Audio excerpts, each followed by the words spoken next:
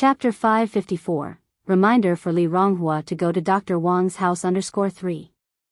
Yang Yang is so generous. Last month my younger brother's wife bought a shabby watch for a few dozen yuan and bragged about it in front of me for ages. Just wait until I go back home with my holiday souvenirs and give her a taste of her own medicine. How lucky is it that our village has such a little blessing like Yang Yang? Absolutely. The neighboring villages are green with envy. I heard from the village chief that many people are eager to move to our village. Dreaming about taking Yang Yang away from us? No chance. Li Ronghua heard about Ni Yang's return when it was already past 5 in the late afternoon. She rushed to the Ni family's house immediately. Yang Yang, did you bring the Parker pen for me? She had planned to surprise her boyfriend, so she certainly couldn't let him down. Although Li Ronghua was quite fiery, she was truly good to her boyfriend and she was willing to give everything for him. Yes, I did. Ni Yang nodded, taking out the pen case from her bag and handing it to Li Ronghua. Li Ronghua threw her arms around Ni Yang in excitement. Yang Yang, thank you so much. You're welcome. Ni Yang, whose ears still echoed with the conversation she had overheard at the airport, then added, Sister Ronghua, have you ever visited your boyfriend's house? I have, Li Ronghua nodded, I've been there many times. What do you think of your boyfriend's parents? Ni Yang continued to ask. They're quite nice. Li Ronghua responded happily, my boyfriend's parents are factory workers and their living conditions are pretty decent. Apart from my boyfriend, they also have a daughter who is in high school. Ni Yang nodded slightly. Oh, are you planning to visit your boyfriend's house again soon? The last time at the airport, she had vaguely heard an aunt saying that a girl who had been courting her son was going to visit their home next month. At these words, Li Ronghua blushed and replied, yes, I'm going there early next month. Ni Yang's heart thumped. Could it really be that the pursuing girl who was being mentioned is Li Ronghua? As a friend and superior of Li Ronghua, Ni Yang couldn't just stand by and watch Li Ronghua jump into the fire. That family, including Li Ronghua's boyfriend, didn't value Li Ronghua at all. So, Ni Yang then told Li Ronghua about the conversation she overheard at the airport. Hearing this, Li Ronghua chuckled, Yang Yang, don't worry. My boyfriend's mother is a very good person, she would never say that. Did you buy your boyfriend a pair of sneakers for 68 yuan? Ni Yang remembered that the aunt at the airport had bragged about it. I did. But, I am not the only one who bought that brand of sneakers for my boyfriend, it could be someone else. Li Ronghua had been dating her boyfriend for 3 years. She had full trust in him. When faced with this situation, the first thing she thought of was pure coincidence. If her boyfriend would deceive her, then there wouldn't be any good men left in this world. Ni Yang gave her advices to this point and felt like it is better not to say too much. Sister Ronghua, there are a lot of hypocritical people around pretending to be good people. You must be vigilant and must not be deceived. You must have spent quite a lot on your boyfriend over the years, right? Li Ronghua then responded, it's all my own will. My boyfriend is a man of strong self-esteem, he never actively asks for anything from me, and I believe, he will definitely achieve greatness in the future. Sister Ronghua, Li Ronghua laughed and interrupted Yang Yang, Yang Yang, I know you're worried about me. I can assure you that my boyfriend is definitely not like that. And besides, do I look easy to scam? Ni Yang smiled faintly, as long as you are sure, Sister Ronghua. Yang Yang, thank you for bringing me the pen. By the way, is 200 yuan enough for that pen? How much do I owe you? Li Ronghua is considerate and sensible as well. The Parker pen costs 240 yuan. Li Ronghua only gave 200. Ni Yang was not a small-minded person and laughed as she said, it's enough, isn't 200 yuan enough to buy a pen? Oh, and Sister Ronghua, here is a gift I brought for you from the M country. Ni Yang picked up a small gift box and handed it to Li Ronghua. Li Ronghua was surprised and said, Yang Yang, you even brought me a gift? Yes. Ni Yang nodded, oh, and this is for Gooden, and this is for Changsho. Li Changsho is Gooden's older brother, who had previously lent study materials to Ni Yang. Chapter 555, Reminder for Li Ronghua to go to Dr. Wang's house _4. Yang, you're really being too polite. Li Ronghua, somewhat embarrassed, received the 3 little boxes that Yang handed to her. Having grown up so much now, this is the first time Li Ronghua had ever received a gift, and the feeling was quite peculiar. Yang laughed and said, "No need to be so polite, it's not anything of high value." Li Ronghua returned home with her things. After getting home, she was so eager that she immediately opened the gift box from Yang. Inside was a very nice-looking watch. Li Ronghua happily put it on. When Gooden and Li Changshu returned home, Li Ronghua tossed the 2 gift boxes at them. "Here, these are from Yang." Li Changshu managed to remain calm. Gooden jumped with joy. "Sister Yang is back." "Really? Sister? You better not be fooling me." Usually, Gooden would just call Li Ronghua by her name, but today, amazingly, he called Li Ronghua sister. Li Ronghua laughed and said, "Am I your real sister, or is Yang? If people didn't know, they'd think Yang was your real sister." Gooden didn't even have time to unwrap the gift. He just ran outside, heading straight for the Ni family's courtyard. "Sister Yang." Gooden. Yang pulled aside the door curtain and came out. Gooden rushed straight towards her and hugged Yang.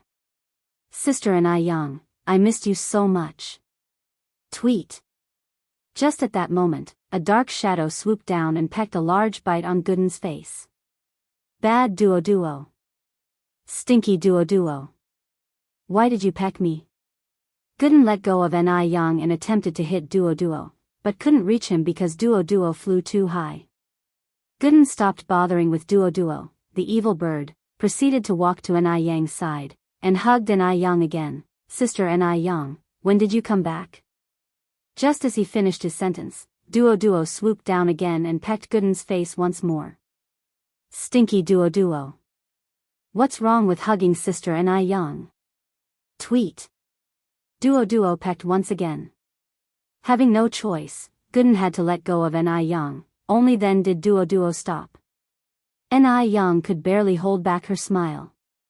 In fact, she had noticed that apart from Imo-chishin, duo would not spare any male who approached her, even if they were just boys.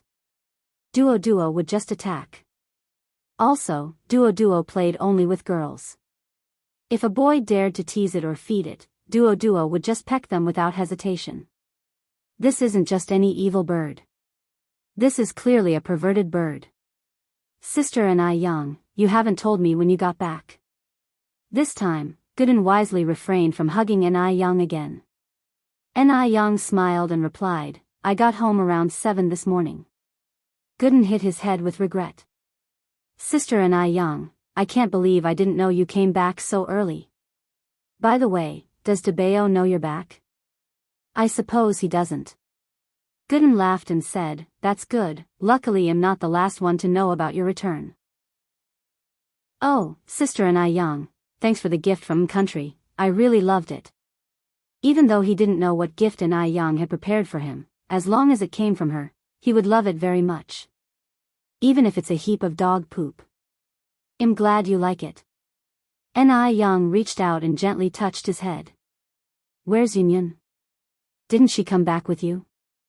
Gooden asked next. "Yunyun is in the inner room." "Then I'll go play with Yunyun." "Go ahead." Yang nodded. It was already past 5 at this time, so Yang started preparing dinner. She hadn't eaten Chinese food for a long while and she planned to fully enjoy a big meal tonight.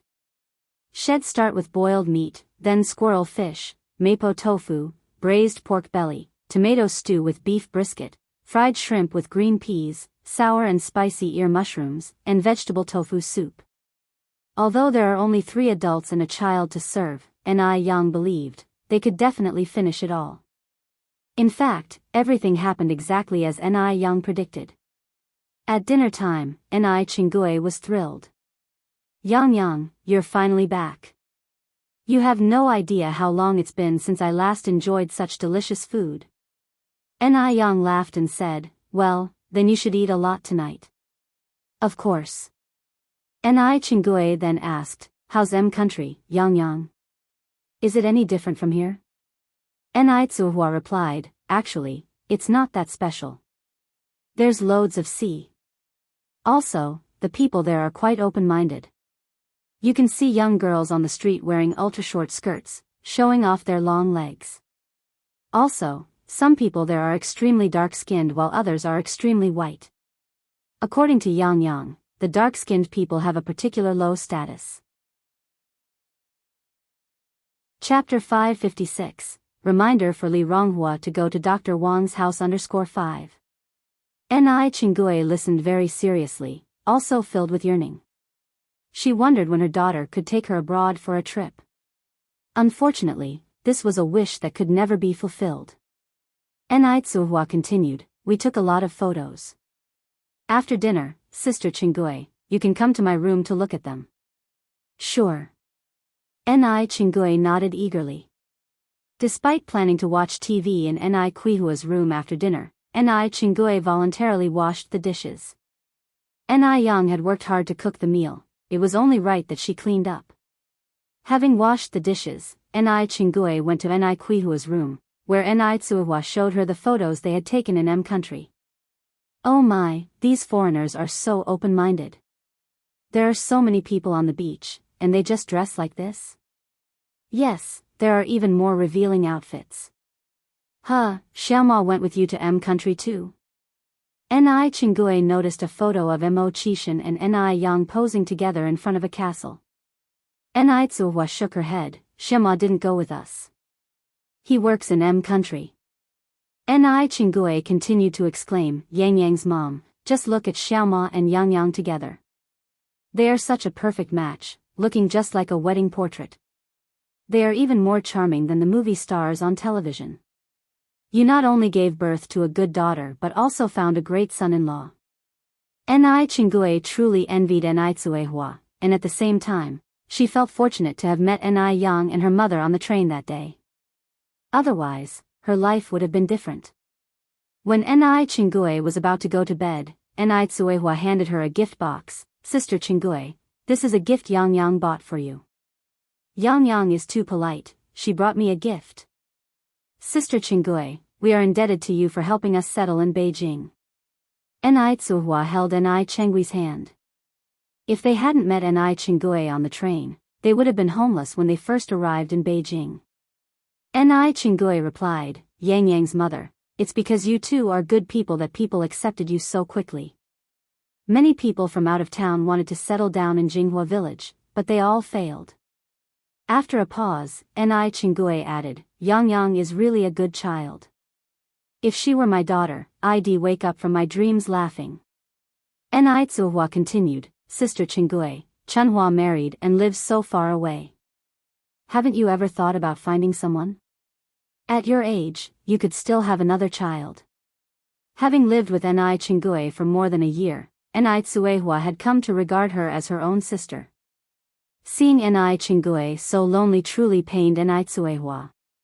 As a single mother herself, she understood that Ni Chingue had not had it easy, and yet Ni Chingue was only 46 years old.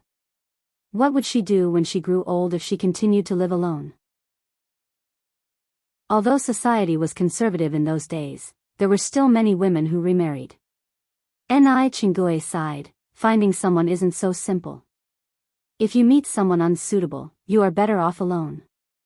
After her husband's death, she was introduced to several men, none of whom were suitable. Gradually, Ni Chingue stopped thinking about these things. With Ni Tsuehua and Ni Yang at home, she did not feel lonely. But after they went away, Ni Chingue struggled to adapt. Returning to an empty home and seeing the deserted yard made her very sad and filled her with an indescribable grief. Perhaps, she really needed to find someone to share her life with. What about you? Yang Yang's mom? You are several years younger than I am. Haven't you thought about finding someone too? Is it because Yang Yang disagrees? Ni Chingue inquired. Ni Yang didn't look like someone unreasonable. Ni Tsuhua replied, it's not that Yang Yang disagrees. I just don't want to find someone right now. Little Yunyun is still very young, and Yang Yang hasn't stabilized her career yet. It's not the right time to think about these things. Ni Chingui nodded, that makes sense. But if you meet someone suitable, you could consider it. Ni Tsuhua smiled, well see. Ni Chingui then said, okay then, I won't disturb you and little Yunyun's sleep. I'm going back to my room. Thank you for Yang Yang's gift. And thank her for always remembering her aunt. The familial love her daughter never made her feel was embodied by Ni Yang. Ni Tsuhua escorted Ni Chingui to the door. Sister Chingui, listen to what you're saying. Aren't we sisters now? It's only right for Yang Yang to respect you. Chapter 557, Reminder for Li Ronghua to go to Dr. Wang's house _6. After Chingui went back home, he unwrapped the gift to find inside a very soft silk scarf, along with a very fashionable dress. The logo on the dress consisted of 2 CS back-to-back. Chingui had seen this type of dress in the upscale clothing store in town, but she didn't dare buy it as it cost 300 yuan. She remembered that she pointed out the dress when she saw it, but didn't expect Ni Yang not only remembered it but also bought it for her. Ni Yang even treated her better than her own daughter. The next day, Ni Yang made a trip to the store. She did not go empty-handed, but brought with her the gifts she brought back from M country. Everyone was curious to know what M country was like, and Ni Yang found no annoyance in explaining it in detail. After Ni Yang left, everyone unwrapped the gifts and discovered a very exquisite watch inside. They were all extremely thrilled. The watch alone cost over 200 yuan, which was equivalent to almost half a year's wages for everyone. Upon leaving the store, Ni Yang proceeded to visit Dr. Wang Yili. As luck would have it, when she arrived, Dr. Wang wasn't home, so Ni Yang took out a pen from her pocket and left a note on the door of Wang Yili's house. Ni Yang was biking down the shady lane, her hair fluttering in the breeze, when a young couple passed by her. The boy glanced back at Ni Yang, his heartbeat losing its rhythm momentarily. After so many days, it seemed Ni Yang had become even more beautiful. Squad leader A, what are you looking at? Inquired the girl next to him out of curiosity. This sight seemed to overlap with a similar sight from a year ago, making Li Wei feel faintly bewildered. Nothing, Li Wei turns his head back around. So, squad leader, are you really planning on retaking the year? Followed up the girl. Yes, Li Wei nodded his head. Holding back excitement, the girl responded, squad leader, you're not like me. With your grades, you could easily get into a regular university, isn't it a shame to retake the year? The girl named Zhang Meng was Li Wei's classmate. She ended up with a score of less than 300 on the college entrance exam, which couldn't even get her into a community college, hence her choice to retake the year. Li Wei, on the other hand, scored over 500. Why would anyone scoring over 500 possibly choose to retake the year out of nowhere? He must be doing it for her, she thought. With this thought, Zhang Meng felt a sweet sensation in her heart. Li Wei continued, well, aren't you also retaking the year? We can keep each other company. What she had been contemplating was one matter, but Li Wei's own admission was something else entirely. Zhang Meng looked at Li Wei with deep emotion. Squad leader, Li Wei smiled, why are you looking at me like that? You're just too good to be true, replied Zhang Meng. By the way, do your parents support your decision to retake the year? Li Wei nodded, they don't have any objections. Your parents are really good people. Zhang Meng continued, so, what schools are you thinking of applying to next year, squad leader? I haven't decided yet. Li Wei replied. Squad leader, with your grades, I'm sure you'll get into a top-tier 985 school, Zhang Meng stated confidently. Li Wei responded, you'd better work hard too. Sure. Zhang Meng nodded solemnly, she was determined not to let Li Wei down. Ni Yang eventually made her way to the Mo family villa by bike. She had brought back presents for the elderly Mr. and Mrs. Mo, from the USA which she had come to deliver. The door was answered by the old butler of the Mo family, who warmly greeted Ni Yang, Miss Ni has arrived. Please come in. N.I. Young then asked, Are Butler Missouri and Madam M.O. at home? Chapter 558, The poisoning is serious. Dr. Wong comes to find _1 The old butler continued, the master and madam had to step out for a bit. But they should be back soon. Miss N.I., please come in and sit. Okay. N.I. Young nodded and followed the old butler inside. As soon as N.I. Young sat down in the living room, servants brought tea and snacks, worried about neglecting her. You see, N.I. Young was someone held very dear by the master and madam. Sister Ping Ping isn't home either? N.I. Young looked back at the old butler. The old butler replied, Miss Ping Ping has gone to work. Oh. N.I. Young nodded slightly. Just then, footsteps were heard coming from the spiral staircase. A man and a woman descended from upstairs. The man was Mo Baichuan. The woman looked to be around 23 or 4. She wore a purple princess dress, a matching hat, and the same colored eyeshadow. She was very modish. Her name was Xiao Yingying, Mo Baichuan's cousin. Mo Baichuan saw N.I. Young at first glance, with a complex look in his eyes. N.I. Young claimed, again and again, she liked Mo Qishan, yet Mo Qishan wasn't home, so why did she come to the Mo family? The crucial point was, today even the old Mr. Mo and Mrs. Mo weren't home. Although N.I. Young didn't say a word about the wedding from beginning to end, Mo Baichuan felt like it was somehow related to her. Cousin, you have a guest? Yingying didn't want anyone to steal her thunder, so she wasn't fond of any girl prettier than her. Mo Baichuan lightly hummed in acknowledgement. Yingying continued, Who is she? How come I've never seen her before? An insignificant person. Shall we go up and say hi? Before Mo Baichuan could respond, Yingying walked straight up to N.I. Young. Butler Li, our family has a guest, won't you introduce me? Butler Li smiled and replied, Miss Xiao, this is N.I. Young, young master's ex-girlfriend.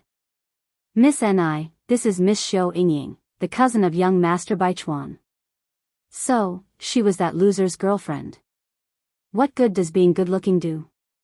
In the end, she was still entangled with a loser. Hearing this, Xiao Yingying's eyes were filled with disdain. N.I. Young greeted her with a smile, Miss Xiao. Xiao Yingying continued, Miss N.I. is so pretty, may I ask what she works as? Self-employed. N.I. Young replied unfetteredly. Xiao Yingying laughed, well you're a perfect match for Uncle Mo6 then. A self-employed woman and a loser, isn't that the perfect match? N.I. Young seemed not to notice the contempt in Xiao Yingying's eyes and casually responded, Thank you. Xiao Yingying saw no point in wasting time on a self-employed woman and turned to Mo Baichuan, Let's go, cousin.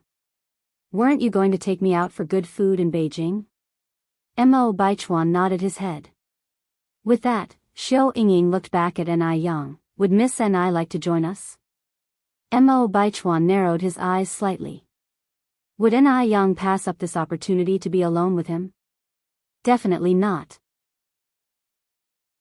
Just when Mo Baichuan was sure that N.I. Young would accompany them, N.I. Young spoke with a charming smile, Miss Xiao, you're too kind. I won't go. I wish you and my nephew a pleasant meal. Not go? N.I. Young is actually not going. Not only was N.I. Young not going, but she also directly called him nephew. At this point, was she still trying to go against the flow? Xiao Yingying continued, Since Miss N.I. isn't going, I guess I'll take my leave with cousin. N.I. Young nodded slightly. Outside, Xiao Yingying pulled Mo Baichuan's arm, Cousin, where are you taking me to eat? Let's have Japanese food. Mo Baichuan said. Okay. Xiao Yingying nodded. Once they were at the Japanese restaurant, Xiao Yingying enthusiastically poured Mo Baichuan some water. Cousin, you should know why I came back from country to find you, right? Why? Mo Baichuan asked, drinking the water.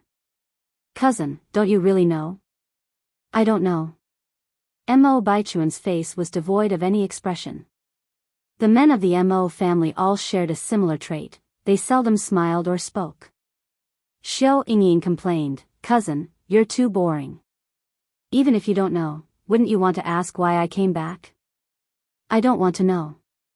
Xiao Yingying rolled her eyes. Cousin, are you really not curious at all? Mo Baichuan found no need to converse any further. Xiao Yingying continued, Cousin, I'm just going to tell you. I came back for Mr. Mog. So, you must help me. Chapter 559. The poisoning is very severe. Dr. Wang comes to find _2. Mr. Mog's name carries great weight in China, and he's even more desirable in the upper echelons of society. Regrettably, Mr. Mog never shows his face and doesn't accept any family's overtures. However, not long ago, Mr. Mog amazingly took the initiative to send a birthday gift to Mrs. Mo. So, speculation is rampant outside that Mr. Mog definitely has a deep friendship with the Mo family.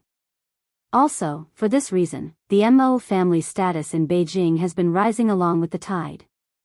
Even despite the big incident at the wedding, no one dared to propagate it, fearing they might accidentally offend Mr. Mog. Baichuan Mo frowned slightly. What does this have to do with me? It has a lot to do with you. Yingying Xiu continued, Cousin, don't you plan to introduce me to Mr. Mog? As the saying goes, don't let the water of your own mill flow into others' fields. Baichuan Mo answered, baffled, I don't even know Mr. Mog, how can I introduce you to him? Yingying Xiu laughed, Cousin, stop pretending, I know you must know Mr. Mog. I know Mr. Mog is discreet and mysterious, and he doesn't want more people to know his identity, so rest assured, I promise I won't tell anyone about this. How could Baichuan Mo not know Mr. Mog? If Baichuan Mo didn't know Mr. Mog, then Mr. Mog wouldn't possibly have sent a birthday gift to Mrs. Mo. Mr. Mog made his fortune in F country, and coincidentally, Baichuan Mo studied there for 4 years. When Yingying Xiu heard that Mr. Mog had sent Mrs. Mo a birthday gift, she couldn't wait to come back from abroad. Should she be so lucky as to catch Mr. Mog's eye, that would be the greatest honor. Just as Baichuan Mo and Mr. Mog happened to be good friends, Baichuan Mo could easily introduce Mr. Mog, with just a few words. Baichuan Mo stated, I really don't know Mr. Mog. Cousin. Yingying Xiu pulled on Baichuan Mo's arm, beginning to act spoiled. Baichuan Mo sighed, Yingying, stop it. I really don't know Mr. Mog. I don't even know what Mog looks like. Cousin, Baichuan Mo slowly pushed away Yingying Xiu's hand, Yingying, stop making a fuss. Yingying Xiu persisted, Cousin, are you really my cousin? You won't even help me with this small thing. Just then, the waiter brought the food to the table. Let's eat. Baichuan Mo picked up his chopsticks. Cousin, you really won't help me? Yingying Xiu pouted. Baichuan Mo replied helplessly, it's not that I want help, it's that I really don't know Mr. Mog. Cousin, even if you want help me, you have to promise me one thing. Yingying Xiu continued. Go ahead. I want to live at your house for a while. She didn't believe that Mr. Mog wouldn't visit, and when he did, she would naturally meet Mr. Mog. What are you doing staying here? Baichuan Mo frowned slightly. I'm staying to work. Yingying Xiu replied. Stop messing around. I'm not messing around. I already talked to my mom about staying in Beijing. Yingying Xiu said seriously. Baichuan Mo added, I will call your mom. Go ahead, my mom already agreed. Yingying Xiu continued, Cousin, aren't you going to introduce me to Mr. Mog? Baichuan Mo frowned slightly, how many times do I have to tell you, I don't know Mr. Mog. He really doesn't know Mr. Mog, but obviously, Yingying Xiu doesn't believe him. Cousin, stop lying to me. If you really didn't know Mr. Mog, why would he send your grandma a birthday gift? Think about it from another perspective, if I married Mr. Mog, it would be beneficial to you in the future. Yingying Xiu pleaded. You should spend your time improving yourself instead of thinking about these pointless things. Even if you do meet Mr. Mog, what makes you think he will definitely like you? How can a girl have no restraint at all? Baichuan Mo hates girls like Ni Yang who are hell-bent on attaching themselves to men. He never thought that Yingying Xiu would also turn into this kind of girl. Are all girls in the world the same? Even if Mr. Mogg doesn't fancy me, at least I can be friends with him. Being associated with someone as powerful as Mr. Mogg, even just slightly, could lead to a lifetime of prosperity. Cousin, please help me. Chapter 560. The poisoning is extremely severe. Dr. Wang comes to find _3. Mo Baichuan sighed. I really don't know Mr. Mogg. The reason he sent a birthday gift to my grandmother is probably that he was somewhat acquainted with my grandfather. He was acquainted with old Master Mo. If the old master is already well into his 70s, nearing 80, could Mr. Mogg also be at that age? Xiao Yingying frowned slightly. Although she didn't want to marry an old man, the man was Mr. Mogg. Cousin, have you ever seen Mr. Mogg? No. Mo Baichuan shook his head. Grandfather has many good friends. Even if I've met them, I wouldn't know which one is Mr. Mogg.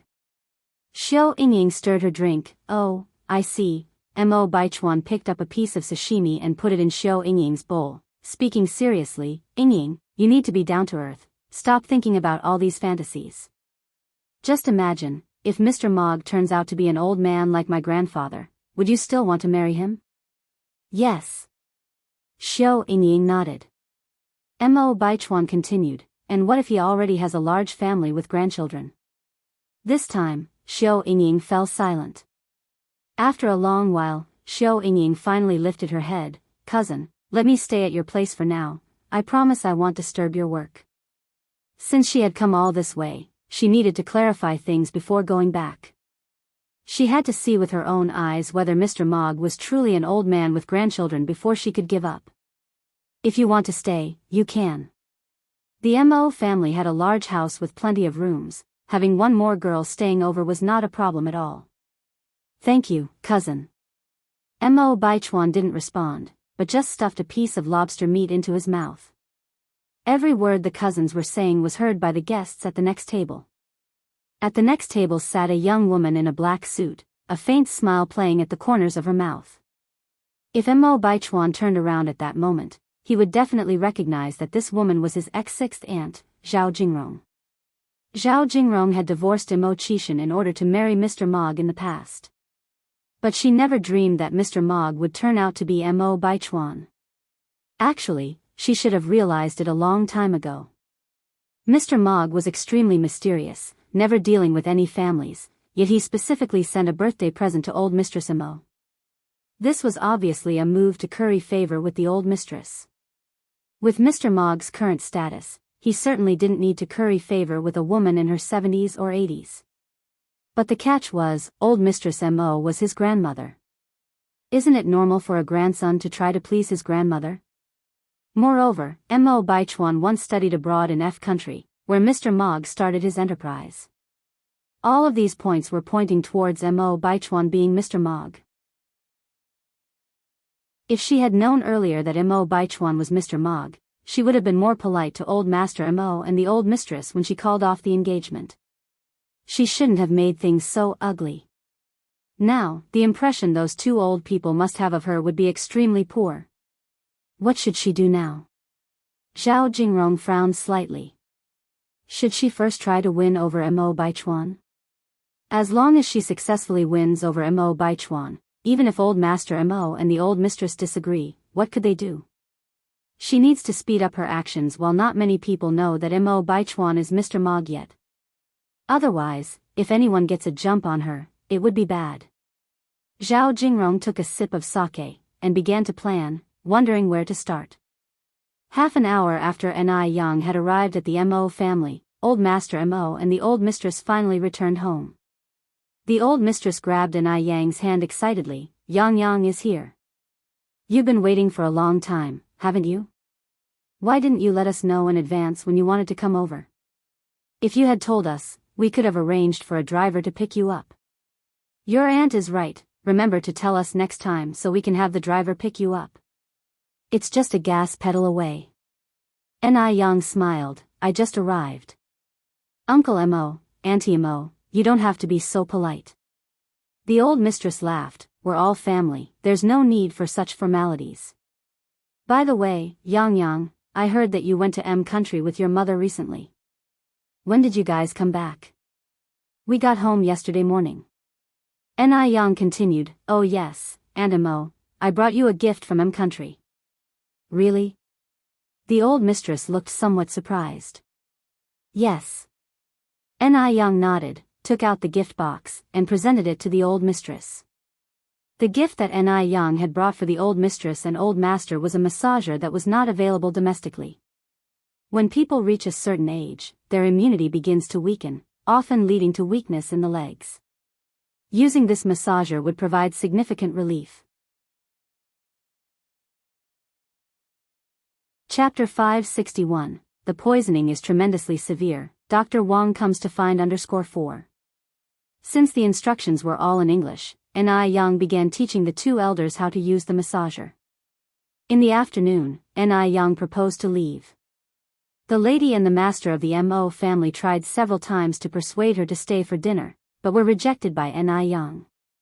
Firstly, because she had other things to do, and secondly, because she was unwilling to face Mo Baichuan, especially when Mo Qishan was not around.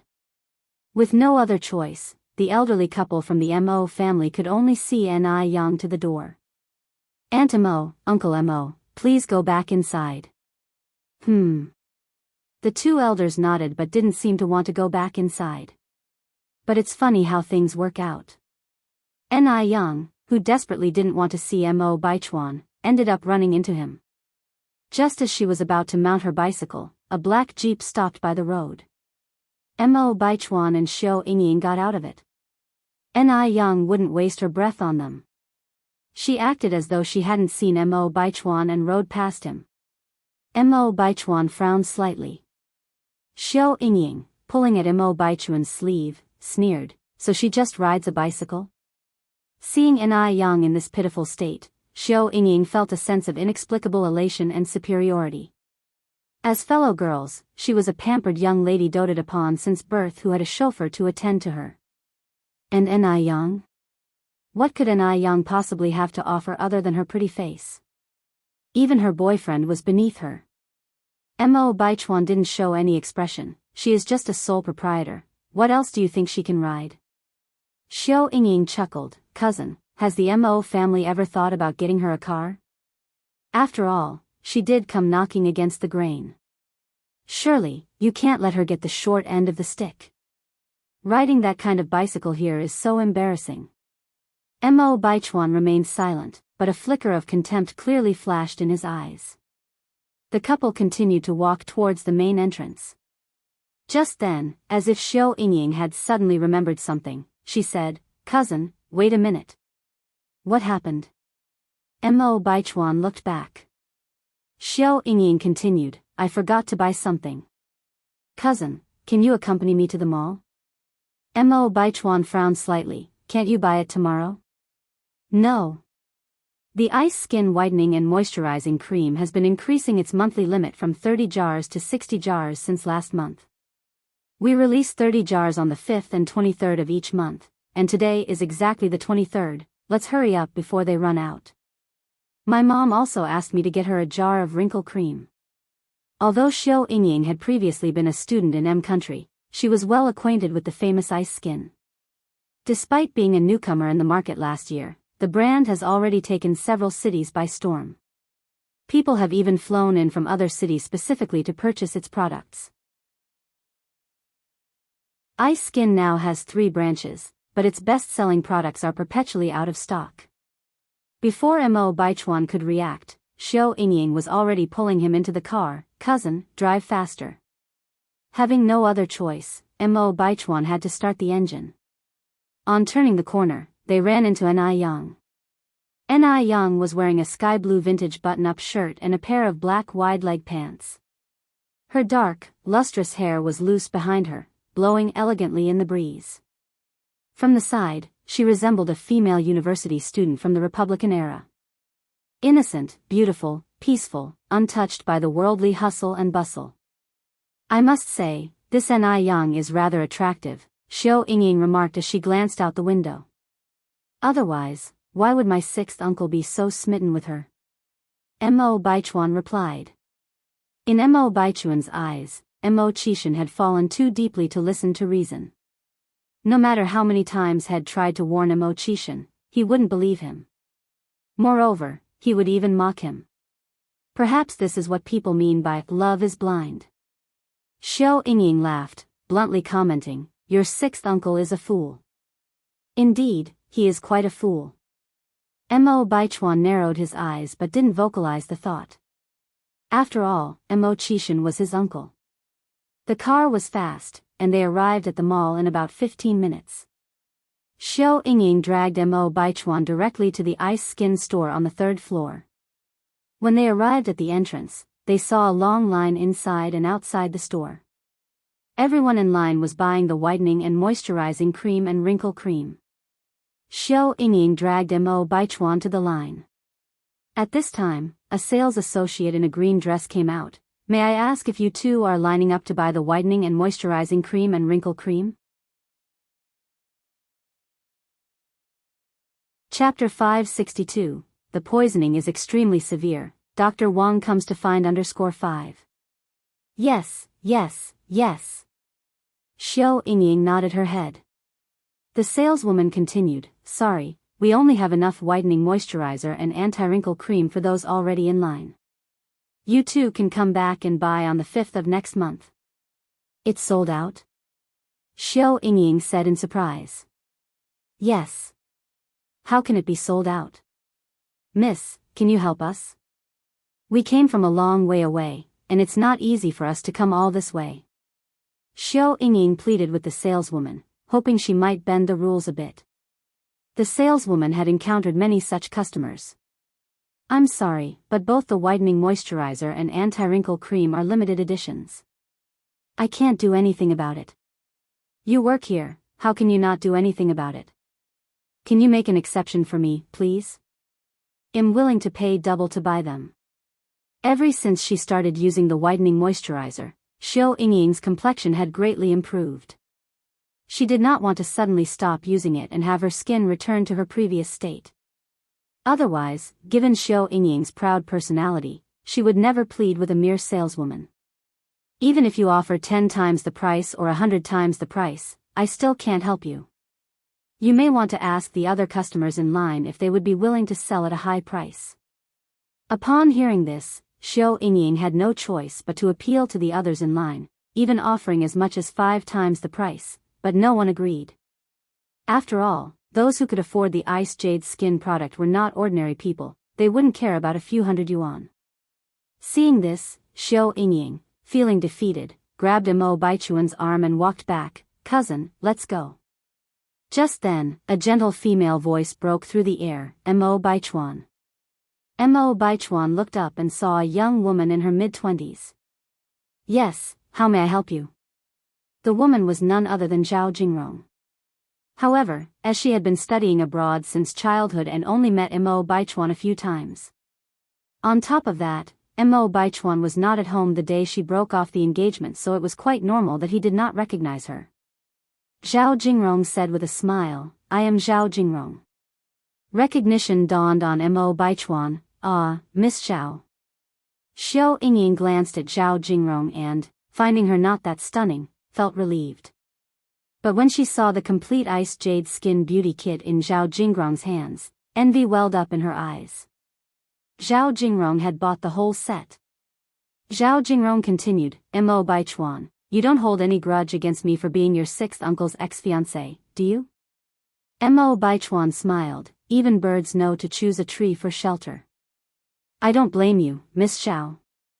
Mo Chishan was useless, while Zhao Jingrong had just returned from her studies abroad. It was only natural that she wouldn't settle for Mo Chishan. Zhao Jingrong's soft voice resonated again. "I had no idea there was someone as understanding as you in the Mo family. I thought everyone in the Mo family was as self-unaware as Mo Chishan." With her remark, Zhao Jingrong had managed both to put down Mo Chishan and elevate herself, whilst indirectly appeasing Mo Baichuan. Everyone enjoys hearing good things about themselves. From her first sentence, she inferred that Mo Baichuan didn't like his uncle Mo Chishan. If he had any regard for him as his uncle, he would have unhesitatingly defended Mo Chishan. But he didn't. Why would that be? Mo Baichuan chuckled. Zhao Jingrong pretended not to know. By the way, who is this beautiful lady at your side? Your girlfriend? No, Mo Baichuan continued, this is my cousin, Xiao Yingying. Xiao Yingying naturally felt pleased at being complimented for her beauty, and so her opinion of Zhao Jingrong improved considerably. Zhao Jingrong laughed, so, it's Sister Xiao Yingying, you're here to buy ice jade skin too? Yes, Xiao Yingying nodded, adding, unfortunately, the saleswoman told me that the whitening moisturizer and anti-wrinkle cream are sold out. It seems I will have to come back at the beginning of the month. With that, she let out a sigh.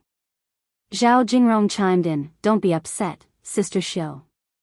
As it happens, I have the whitening moisturizer and anti-wrinkle cream in my full set of ice jade skin. I'll give them to you. She had been worried about how to get closer to Mo Baichuan, and then this perfect opportunity presented itself. Xiao Yingying did not expect Zhao Jingrong to be so generous. She replied somewhat embarrassed, Sister Jingrong, isn't that too much? What about you? Chapter 563, The poisoning is extremely severe, Dr. Wang comes to find _6. Xiao Yingying was so excited she even included her sister in it. Zhao Jingrong laughed and said, there's no problem with that. I have some leftovers at home. They would only sit around if I brought them back, so it's better to give them to someone who needs them. Sister Xiao, you don't have to be formal with me.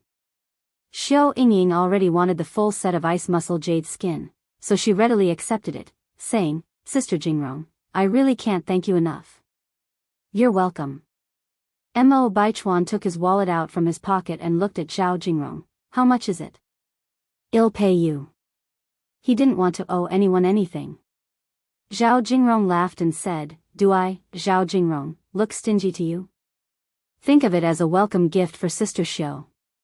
But, Zhao Jingrong continued, Mo Baichuan, if you really feel embarrassed, just invite me for a meal next time. Alright, I have errands to run. I am leaving. Goodbye. With that, Zhao Jingrong hurriedly walked away. Even though she knew Mo Baichuan was Mr. Mog, Zhao Jingrong wasn't in a hurry. She planned to slowly win over Mo Baichuan, making him sink into her charms one step at a time. Watching Zhao Jingrong's departing figure, Xiao Yingying happily said, Sister Jingrong is such a good person.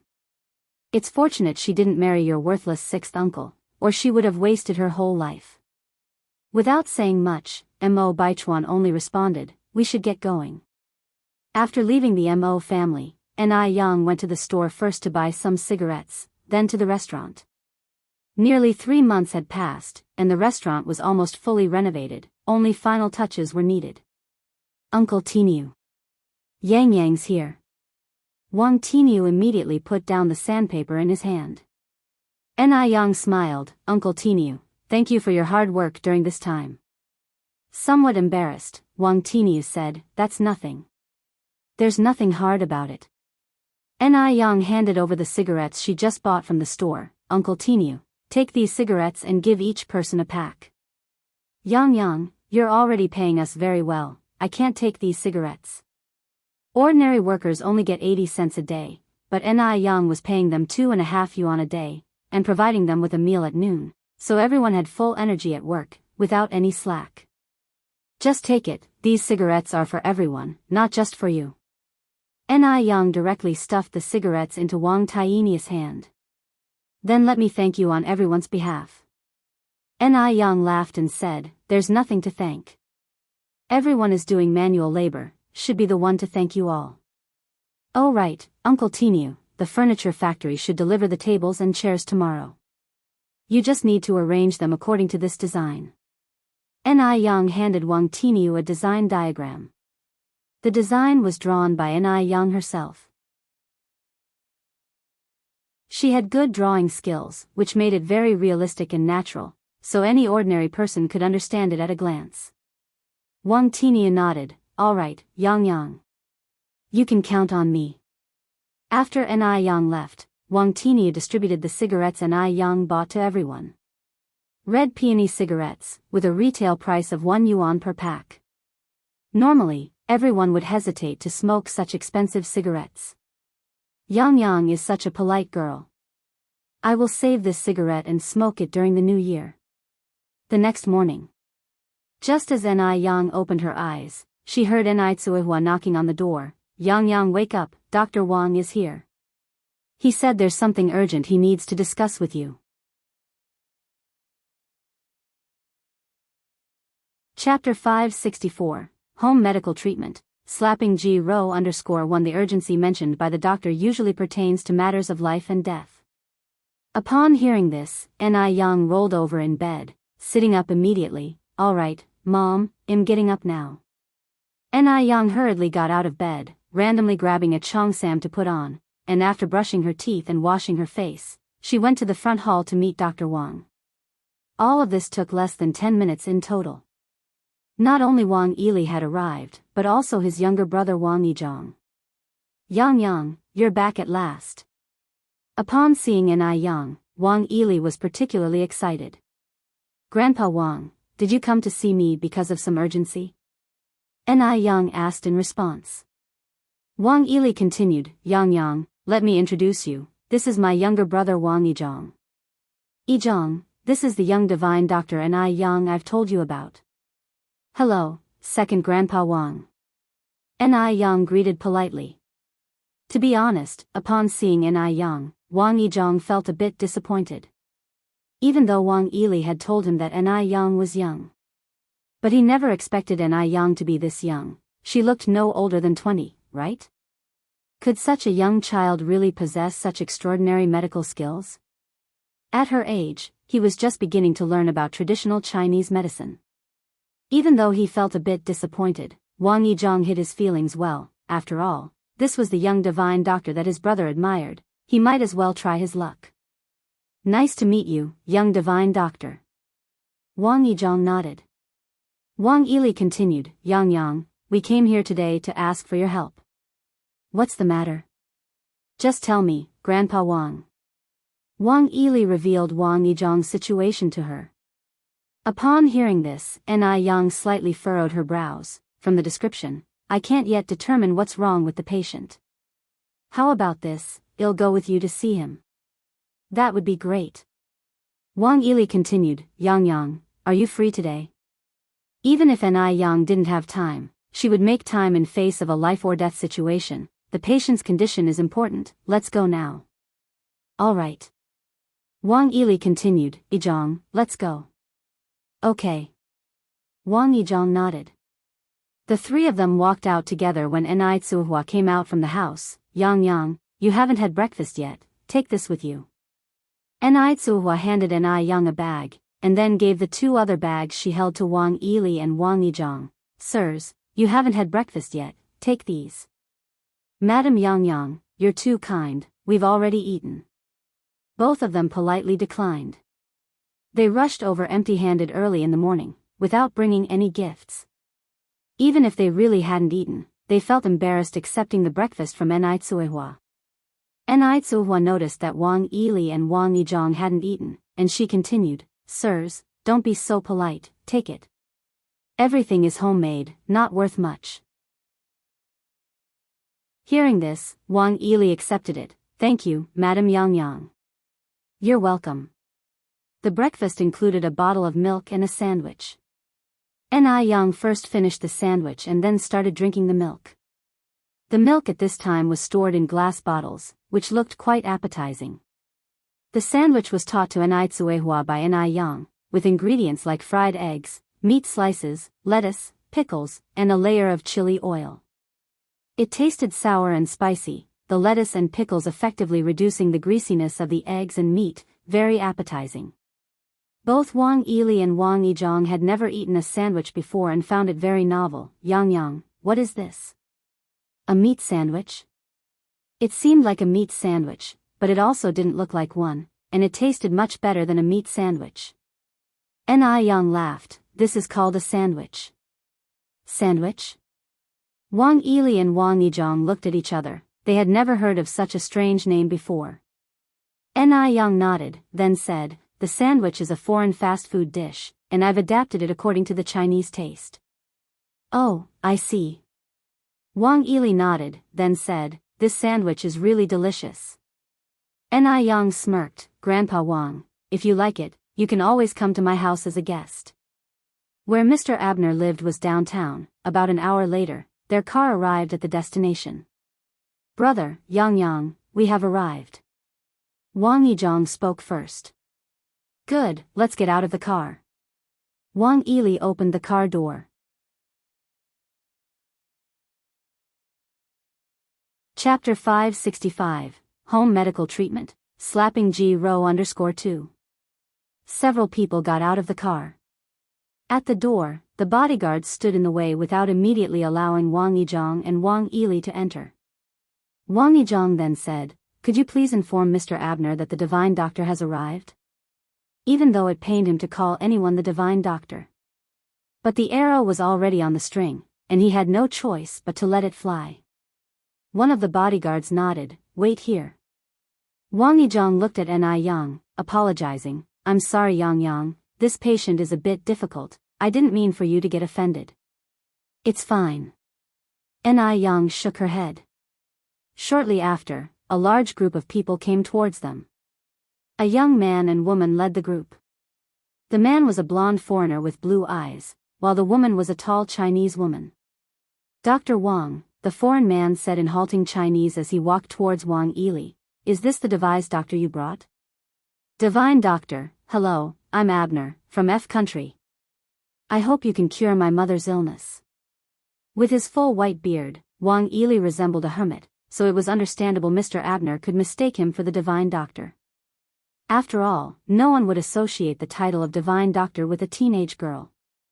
Wang Yili awkwardly replied, "Sir, you have mistaken me, I'm not the divine doctor. The real divine doctor is her." Wang Yili then pointed to Ni Yang. "Her?" Mr. Abner looked at Ni Yang, slightly taken aback. "This young girl is too young."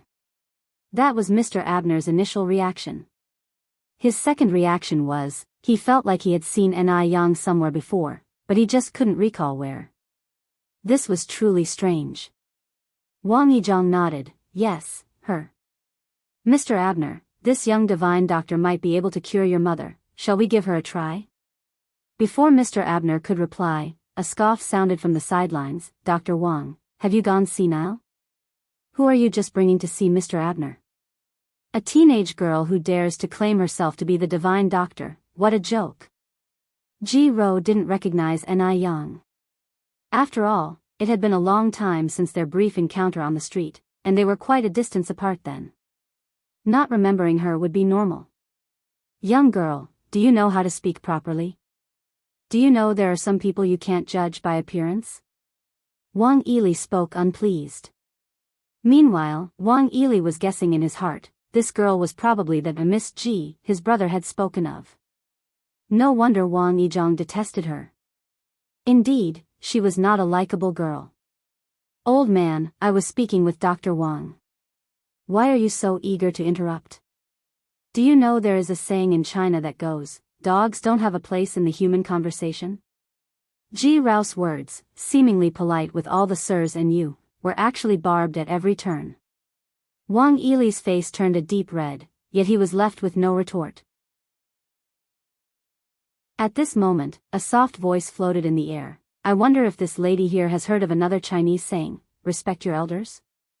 Despite being younger than Ji-Ro, Ni Yang's aura was superior. Her calm remark turned Ji-Rao's face pale. Ji-Ro had never been put down so harshly before. After all, respecting elders is a virtue that has been passed down in China for 5,000 years. Mr. Abner turned to look at Ni Yang, a sudden enthusiasm in his eyes. "I remember now. You were the young girl who saved someone in the streets last time. Can you really cure my mom's illness?" It was no coincidence Mr. Abner remembered Ni Yang. Ni Yang was so beautiful that he noticed her immediately in the crowd back then. He had never seen such a beautiful Eastern girl. Ni Yang was the first. When she heard this, Ji-Ro instantaneously remembered, but she had no good impression of Ni Yang on the street. She thought Ni Yang was all about the limelight, mystifying things. This was a girl with a scheming heart, who had exhausted all means to get Wang Yizhong to bring her to see Mr. Abner.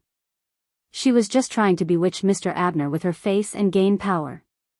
What a disgrace.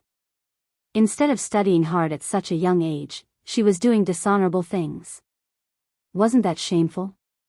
Perhaps even what happened that day on the street was a setup by N.I. Yang. She just wanted to attract Mr. Abner's attention and stage today's drama. Chapter 566, Home Medical Treatment, Slapping Ji Rou _3. Ji Rou's face grew increasingly grim, ready to expose N.I. Yang's true face at any moment. Only Mr. Abner had seen N.I. Yang that day. N.I. Yang didn't notice him until then. She asked somewhat strangely, "What street? Have we met before?" At this, Ji Rou scoffed coldly. "Ha! She's really putting on a good act." Ji Rou was curious to see just how long N.I. Yang could keep the act going. Mr. Abner explained what he saw that day. Only then did N.I. Yang get it. "Oh. You're talking about that day. The elderly woman had a sudden heart attack that day, and I just administered some basic first aid measures to her. As for your mother's disease, I can only decide after I've seen her condition. I can't give you a definite answer on whether or not it can be cured right now." Mr. Abner immediately said, "Divine Doctor, come with me." He had initially thought that N.I. Yang failed to save the old lattice's life last time, which was why she hastily left. To his surprise, N.I. Yang actually managed to save the old lady. It seems that China does indeed have a divine doctor. Wait a moment. Ji Rou suddenly spoke. "Miss Ji, what's wrong?" Mr. Abner turned back with a puzzled look. "Mr. Abner, please, don't believe her. She's a liar. She doesn't know anything about medical skills. She's colluding with Dr. Wang to deceive you. I grew up in China and I've never seen a teenage divine doctor. She's just trying to draw your attention by leveraging her good looks." Speaking fluently in French, Ji Rou continued, "Mr. Abner, please, don't be fooled by her and cause unnecessary pain for your wife." At her words, Mr. Abner's expression changed. He trusted Ji Rou. And considering that N.I. Yang didn't offer any explanation after hearing Ji Rou's words, he began to question N.I. Yang's true intentions. "What did she say?" Wang Yili asked anxiously. "Yizhong, can you understand it?" "I don't understand," Wang Yizhong shook his head and whispered, "but judging by the look on her face, she's not saying anything nice. A fine Chinese speaker, why would she switch to speaking bird language?" Wang Yili's face darkened. This Ms. Ji is really too bullying. Can't she just speak openly and honestly? Ji Rou's face was smug. She was speaking French. Could those two old fools and the young girl understand it? Ji Rou looked at N.I. Yang, her lips curled in disdain, and a mocking glint in her eyes. Her whole goal was to make sure N.I. Yang couldn't understand, to make N.I. Yang embarrass herself. Ji Rou had seen many Chinese who couldn't speak French. In front of the people of F country, they were like mutes, their hand and foot work clumsy and comical. Just wait. N.I. Yang was about to embarrass herself. Just as Ji Rou was waiting for N.I. Yang to embarrass herself, a pleasant French voice sounded in the air. "Dear unnamed sister, do you really think it's alright to maliciously assume things about others? I wonder if you have ever heard the saying judge others as you judge yourself, or if you know what it means. The saying means that you see others as what you are yourself. You are trying to seduce Mr. Abner and you're attempting to slander others without any shame." By the end of her statement, N.I. Yang simply shook her head. Ji Rou's face turned green with fury. She had never expected that a girl who seemed to have barely had any education would be fluent in French. It was simply unbelievable. While Wang Yili and Wang Yizhong didn't understand what N.I. Yang was saying, they inexplicably felt thrilled. Just by looking at Ji Rou's face, they could tell that N.I. Yang had gained the upper hand. This ignorant girl really needed some harsh lessons. "What are you babbling about?" Ji Rou said, "I'm going to sue you. You're defaming me." N.I. Yang smiled faintly, replying in French, what you do not wish for yourself, do not do to others. When you were defaming me just now, have you not thought, I could also sue you? Ji-ro choked, her face turned even uglier. She had never been so humiliated in front of Mr. Abner before. What on earth was the background of this young girl? She was so annoyed. Ni-young continued, Dear sister, are you aware that your accusatory behavior just now could have cost Mr. Abner's mother's chance of recovery if it were a doctor who didn't understand French? You think you can cure the wife's disease? Ji-ro was so angry, her face turned pale. Ni-young gave a slight smile, whether I can or not, just wait and see.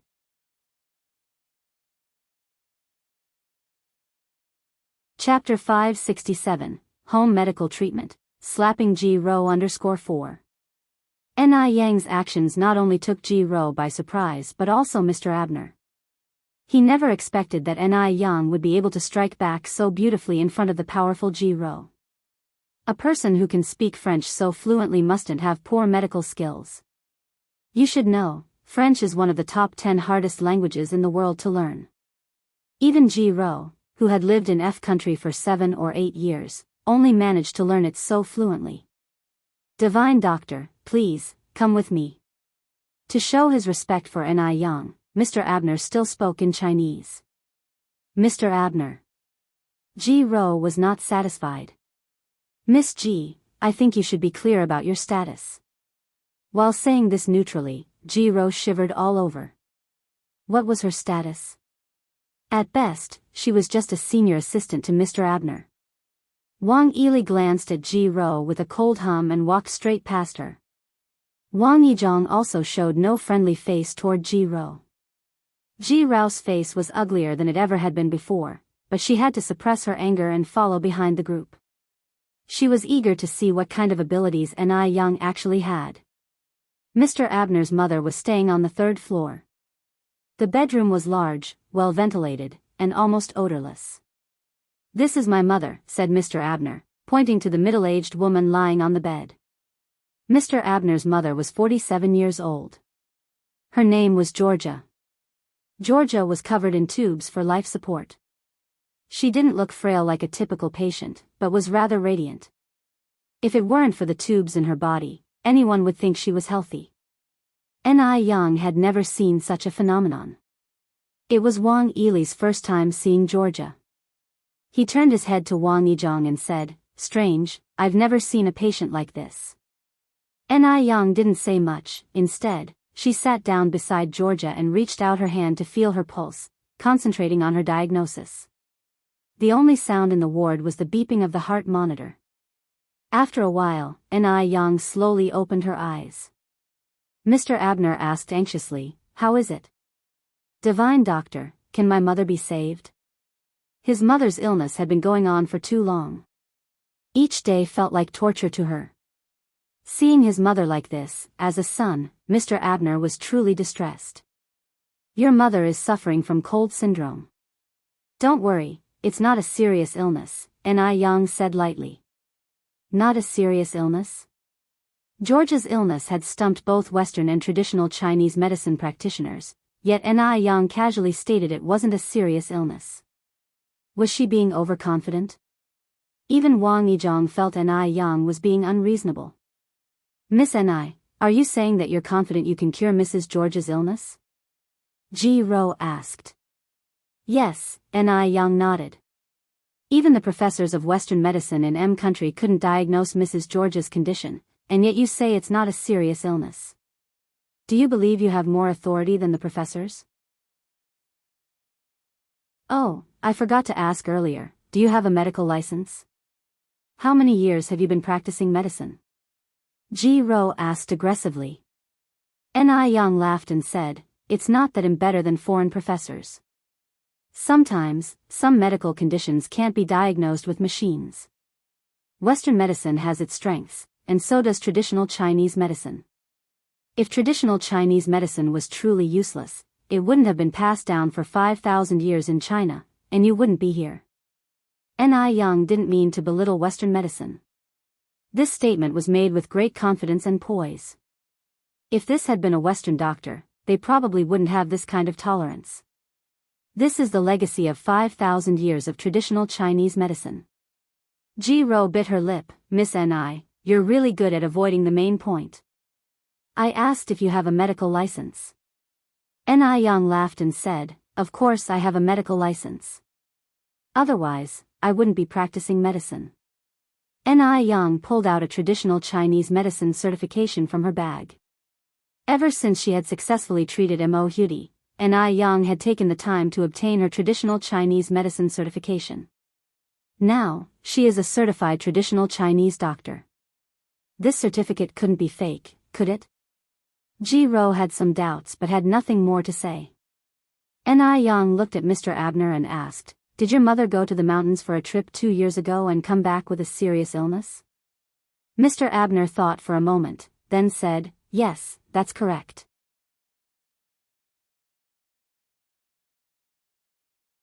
Chapter 568, Home Medical Treatment, Slapping Ji Ro _5. Abner remembered the time his mother was ill for over half a month very clearly because she had to undergo a major surgery before she finally recovered. Ni Yang nodded. Exactly, your mother had been infected with a cold deficiency 2 years ago. She wasn't going to last long, but luckily you sent her to the hospital in time and supplemented her with rare nourishments which cured her. Your mother was already fine, but a year ago, she must have caught a cold, which caused the cold deficiency to return. Mr. Abner looked totally shocked. Because what Ni Yang said was completely accurate. About a year ago, his mother got lost in a snowy night. When they found her the next day, she had already lost consciousness. After the rescue, there didn't seem to be any major problems at the time. But a month later, she started bedridden, and now she's in this state. Divine Doctor, you are amazing. Please take care of my mother. Whatever you need to do, we are at your disposal. Wang Yili and Wang Yizhong looked at each other, their eyes filled with admiration. Wang Yizhong, who originally doubted Ni Yang, was now totally convinced. Bro, this young divine doctor is incredible. Wang Yili stroked his beard, proudly saying, I told you long ago that Yang is amazing. Even though it was Ni Yang who diagnosed the disease, Wang Yili was happier than if he had diagnosed it himself. The least happy person here was Ji Ro. What was the yellow-haired girl proud of? She didn't believe Ni Yang could cure Georgia. Could traditional Chinese medicine really be that amazing? How is it possible? Ni Yang continued, if you trust me, let's first remove all these chest drainage tubes, gastric tubes, oxygen tubes from your wife. Only then, I can proceed to the next step of treatment. All right, Mr. Abner nodded rapidly, yes, I'll listen to you. Klaus, go and call someone over quickly. All right. Klaus immediately went out to call people. Ni Yang took out a banknote, lowered her eyes to write a prescription, and handed it to Mr. Abner. Get someone to buy these herbs, then decoct them into a medicinal soup. In a short while, Klaus ushered in the doctors. When they heard that Ni Yang wanted to remove the tubes from Georgia, they all opposed it. Mr. Abner, currently your wife's life is being maintained by these tubes. If we remove them, your wife will die. Our Western medicine is so advanced and we still can't cure your wife's disease. How can traditional Chinese medicine do it with just their bitter concoctions? What you're doing isn't saving your wife, it's harming her. Hearing this, Ji Ro stepped forward. Mr. Abner, I think what everyone said makes sense. Even though Miss Ni accurately identified your wife's ailment, it doesn't rule out the possibility that she had investigated it ahead of time. Given your prestigious status, who knows how many Chinese people want to curry favor with you? Ni Yang slightly frowned, looking down on your own compatriots like this. Aren't you Chinese, sister? Of course I'm not Chinese. A gleam of triumph flashed in Ji Ro's eyes. She was now a citizen of country F. Ni Yang smiled faintly. It's lucky that we're living in a time of peace. Otherwise, you'd certainly be seen as a traitor. You. Ji Ro was furious. Did I say anything wrong? Ni Yang raised her eyebrows slightly. Sister, you owe traditional Chinese medicine an apology.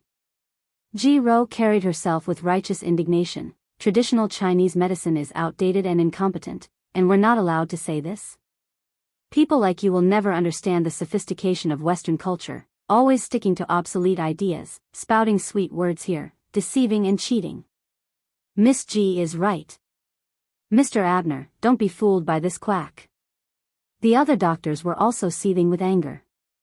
This young lady looked no more than a teenager. How could she possibly possess medical skills? Mr. Abner, traditional Chinese medicine emphasizes a bond between patient and doctor. We do not force our treatments on anyone. Since I do not have this bond with your wife, I'll make a move first. Please invite someone more capable. Ni Yang began to pack up her medical box, preparing to leave. Seeing Ni Yang stand her ground in such a way, oddly enough, the brothers Wang Yili and Wang Yizhong found it extremely satisfying. This is the style of traditional Chinese medicine should have. Begging and pleading is definitely not the style of traditional Chinese medicine. Let these folks from F country regret it. Mr. Abner was somewhat stunned, and at that moment, he didn't know how to make a decision. His mother had indeed been relying on this equipment to sustain her life for some time. If the tubes were recklessly pulled out and that caused her to lose her life, he would have become an accomplice. Ni Yang put away her medical kit and started to leave, and everyone in the room made way for her. Seeing this, a self-satisfied expression appeared on Ji Rao's face. She knew Ni Yang didn't have much of a knack. If she did, she wouldn't have slunk off with her tail between her legs. Just as Ni Yang turned to leave, a hand tightly gripped hers. Ni Yang looked back slightly. Unbeknownst to her, Georgia, who had been unconscious, had woken up, and it was she who had grabbed Ni Yang's hand. Don't go. Beautiful girl, I believe in you. Please, stay and treat me. Georgia's voice was extremely weak, but she held on to Ni Yang's hand tightly. It was a desperate plea from a seriously ill person. She had already been sick for over a year. She had never encountered a doctor who could correctly diagnose her illness, nor had any doctor said that they could cure it. Ni Yang may be young, she was willing to take a gamble. If she won, she could survive. If she lost, she would just be dead. She wouldn't live much longer anyway, and rather than living in pain, she would be better off dead. Looking into Georgia's dull eyes, Ni Yang couldn't bear to refuse and nodded, okay. Thank you. A pale smile appeared at the corners of Georgia's mouth. Madam. You're being foolish. Ji Rou hastily walked forward. Shut up. This is not your place to speak. Georgia turned to look at Mr. Abner. Abner. Ji Rao's face whitened. Mom. Mr. Abner walked over to Georgia. Georgia continued, if anything unexpected happens during the procedure, it has nothing to do with this young lady. Please don't blame her. Because this is my own choice. She was already a dying person, and she absolutely could not involve others in her troubles before her death. Seeing Mr. Abner remaining silent, Georgia continued, Abner, promise me quickly. Mr. Abner nodded with difficulty, all right. I promise you. Ji Rou anxiously said, Mr. Abner, Madam has lost her ability to think clearly, but you must not be confused. Mr. Abner sighed, stop talking, I respect my mother's wishes. He finished speaking and bowed deeply to Ni Yang, divine doctor, we're counting on you. Ni Yang didn't say much, she turned to look at Wang Yili and Wang Yizhong, would the two of you mind assisting me? Of course. Wang Yili and Wang Yizhong immediately stepped forward. It didn't take long for the three of them to remove all the tubes on Georgia's body. As soon as the tubes were removed, it seemed as though all of Georgia's strength had been drained. Her head slumped to the side, and she immediately closed her eyes.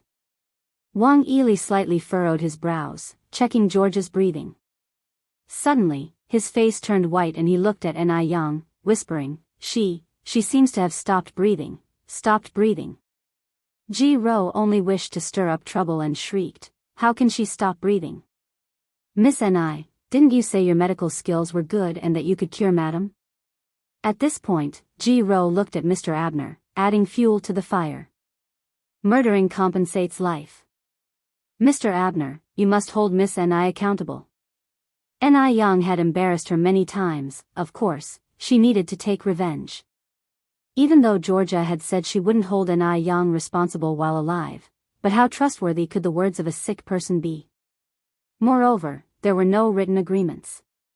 Now, it would be her word against the dead.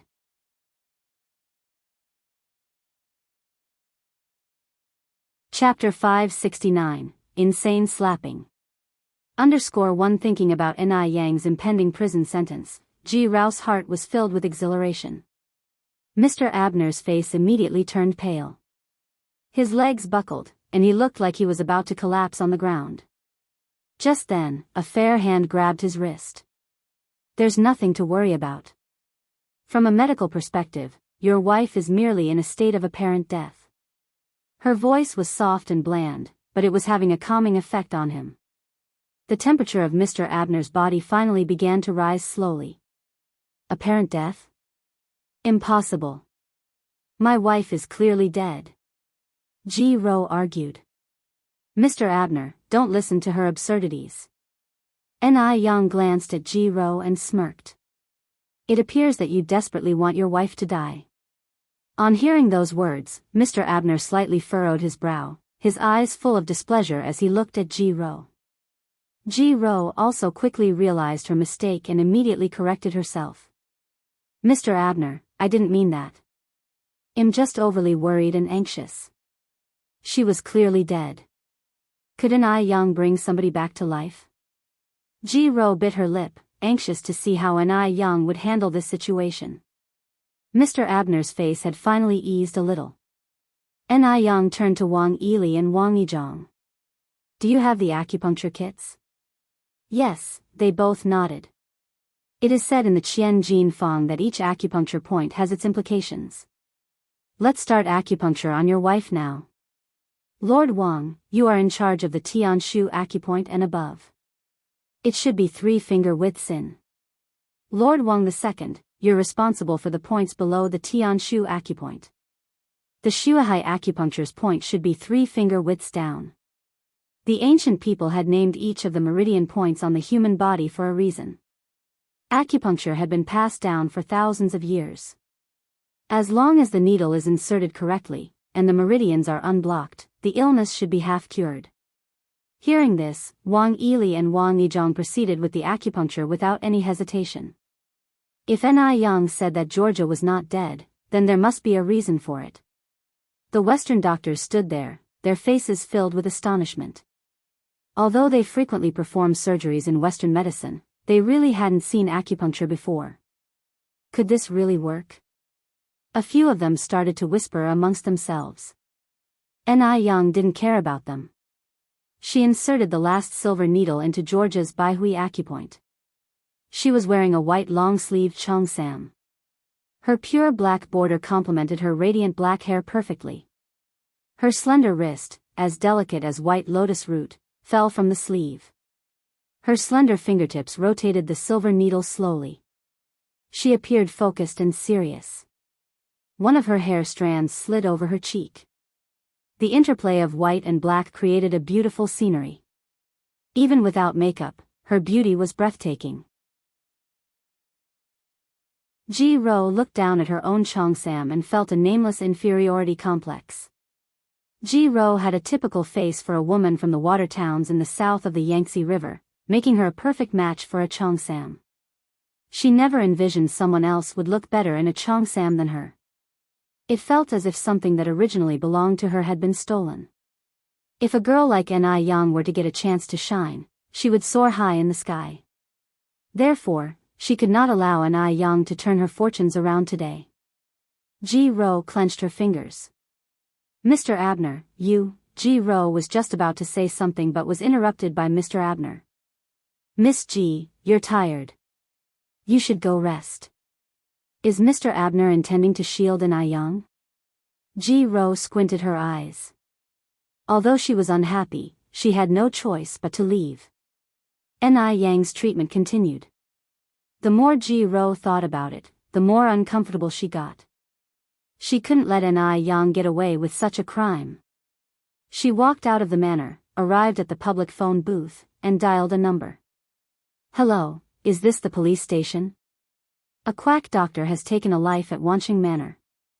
The detailed address is. After she hung up the phone, a satisfied smile curled up on Ji Rao's lips.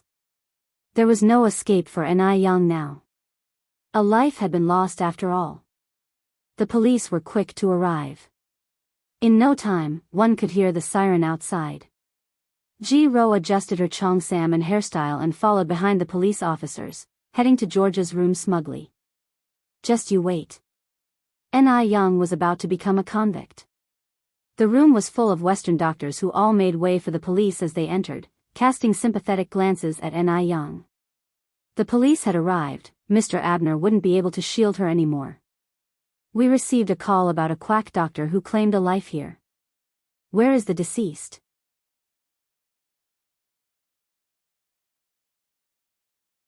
Chapter 570, Insane Slapping. _2. Mr. Abner walked out and said, "I am the lord of this manor, and there has been no murder here. Are you sure of your facts?" Since his mother had already told him beforehand, he would not go back on his word. In any case, this was his mother's own choice. Upon seeing the police coming in, both Wang Yili and Wang Yizhong were slightly panicked. Although Ni Young had said that Georgia was only in a state of fake death, Georgia still hadn't breathed, and hadn't responded at all. They wouldn't really take Ni Young away, would they? Once associated with a homicide, then Ni Yang's life would be ruined. Right then, Wang Yili somewhat regretted introducing Ni Young to Wang Yizhong. He was the one who had ruined Ni Young. Ji Rao pointed at Georgia, who was lying on the bed and said, "Mr. Abner. Up to this point, are you still going to cover for Ni Young? The victim is your own biological mother. Officer, the deceased is right here." Upon conclusion, Ji Rao pointed at Ni Young and said, "And she is the killer." Ni Young didn't look panicked at all. She didn't even spare Ji Rao an extra glance. She bent down to help Georgia, saying, "Take it slow, sit up and see if you're having trouble breathing." Georgia, who had been lying in bed with no signs of life, gradually opened her eyes and, with Ni Yang's help, slowly sat up in bed. "I feel a lot better." The most noticeable change was the absence of her headache, and the weight gone off her shoulders, feeling indescribably relieved.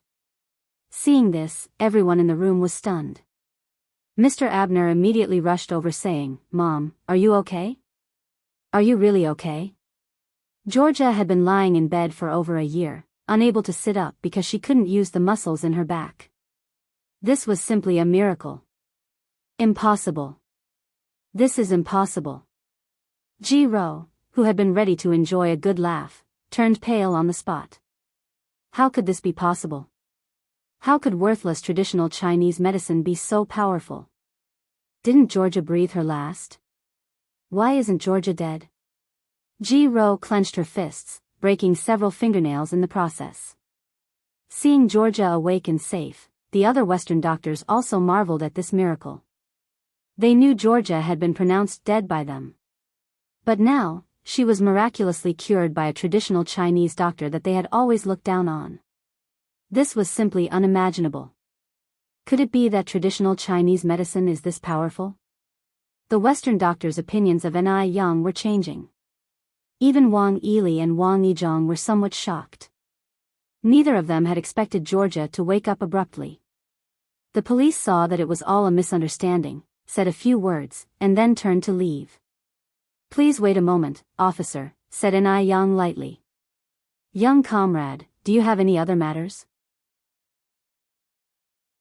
Ni Young continued, "What punishment would one receive for falsely reporting crimes, maliciously misleading, and seriously disrupting public order and wasting public resources?" The leading policeman replied, "According to the regulation on public order punishments, those who commit such crimes will be detained for up to 15 days. If they commit a crime, they will be prosecuted for criminal responsibility." Ni Young nodded, turned to look at Ji Rao and said, "So, this lady, who falsely reported a crime, maliciously misled the public, seriously disrupted public order, and wasted public resources, should be dealt with according to the law, right?" Ni Young was not someone who could be easily manipulated by Ji Ro. Since Ji Ro never intended to let her off in the first place, she would repay her with a 15-day police station tour. "Were you the one who reported the incident?" the policeman turned and asked Ji Ro. Ji Ro was dumbfounded, as if struck by the imposing aura of the officer. She turned pale and said, "It was me." Mr. Abner immediately cast a disappointed look at Ji Ro. The trust Ji Ro had built up in his heart was gradually disintegrating. Just as Ji Ro realized that she had misspoken and quickly covered her mouth, it was too late. She was escorted by the police into their vehicle. "Mr. Abner, save me, it wasn't me, it really wasn't me." She couldn't be sent to the detention center, she couldn't leave a stain on her record. The original plan was to get Ni Young into the police car, but she ended up becoming a laughingstock before Ni Young. Ever since she returned to the country, Ji Ro had never lost such great face. This was such a disgrace. Ji Ro was filled with regret, but there was no antidote for remorse in this world.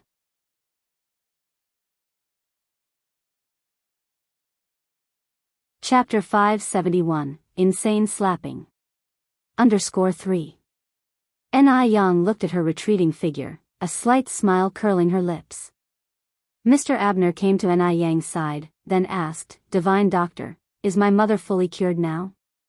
Ni Young withdrew her gaze and replied, "The cold deficiency isn't a big illness. Roughly half a month of traditional Chinese medicine should be sufficient for a complete recovery. I'll come by for a follow-up in half a month."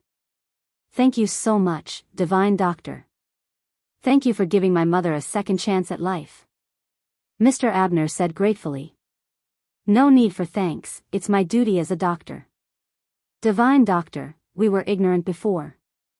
We are sorry for any inconvenience caused." Several Western doctors came forward and bowed their heads in apology to Ni Young. They had underestimated traditional Chinese medicine from the start. Ni Young responded straightforwardly, "Chinese and Western medicines each have their strengths. I only treat the diseases I am skilled to. I turn to you for advice when I encounter stubborn diseases. I believe the best approach integrates both Chinese and Western medicine, making good use of each other's strengths. We shouldn't stereotype different cultures." In her actions, she constantly embodied the essence of a great nation. The Western doctors couldn't help but hang their heads in shame, submitting under her words. Seeing the Western doctors apologize to Ni Young, Wang Yili and Wang Yizhong felt extremely proud. In an era dominated by Western medicine, finally, someone has turned the table for them. It's not easy to make these Western doctors bow their heads. And Ni Yang's argument was valid. Chinese medicine has its advantages, and so does Western medicine, neither is overlapping the other. If these two could be utilized in conjunction, it would surely benefit humanity even more. Mr. Abner's eyes filled with admiration. Although this young girl didn't seem aged, her understanding far surpassed her years. She emanated a kind of beauty refined by time itself. The Western doctors then asked, "Can we ask you a few questions?" "Of course." Ni Young nodded, delicately answering the questions posed by them. Wang Yili and Wang Yizhong unconsciously joined in, discussing medical knowledge, and they ended up sitting down together to discuss the details in the medical office of the manor.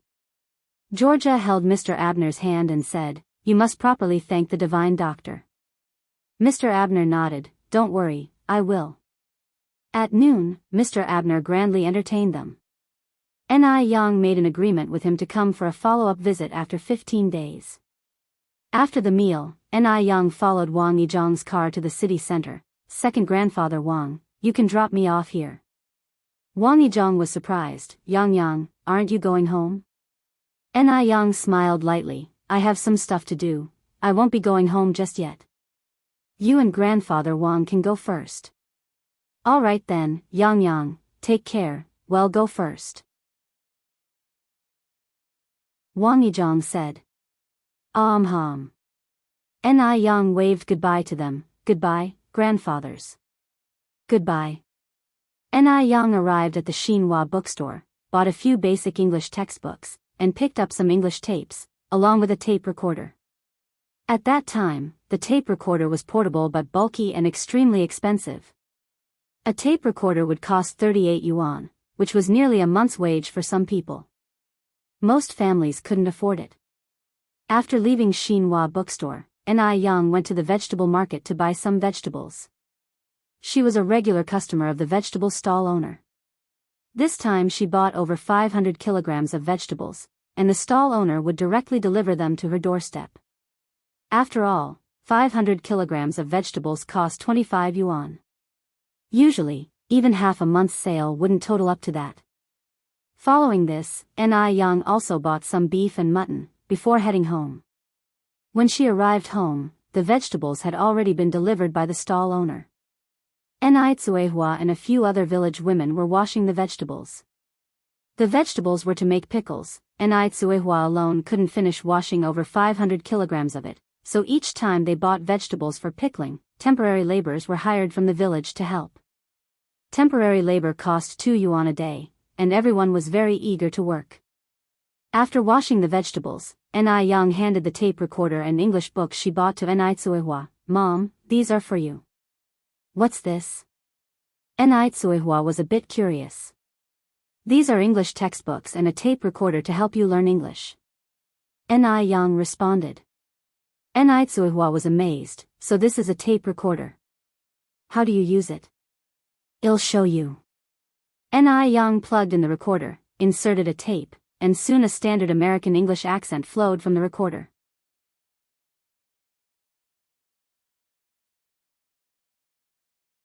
Chapter 572, Insane Slapping. _4. You speak so well. Ni Tsuehua flipped open her English book to the first unit, starting to learn alongside. As Ni Tsuehua had spent some time in M country, her pronunciation was quite accurate, and the English book that Ni Yen bought contained Chinese explanations, which made learning easier for Ni Tsuehua.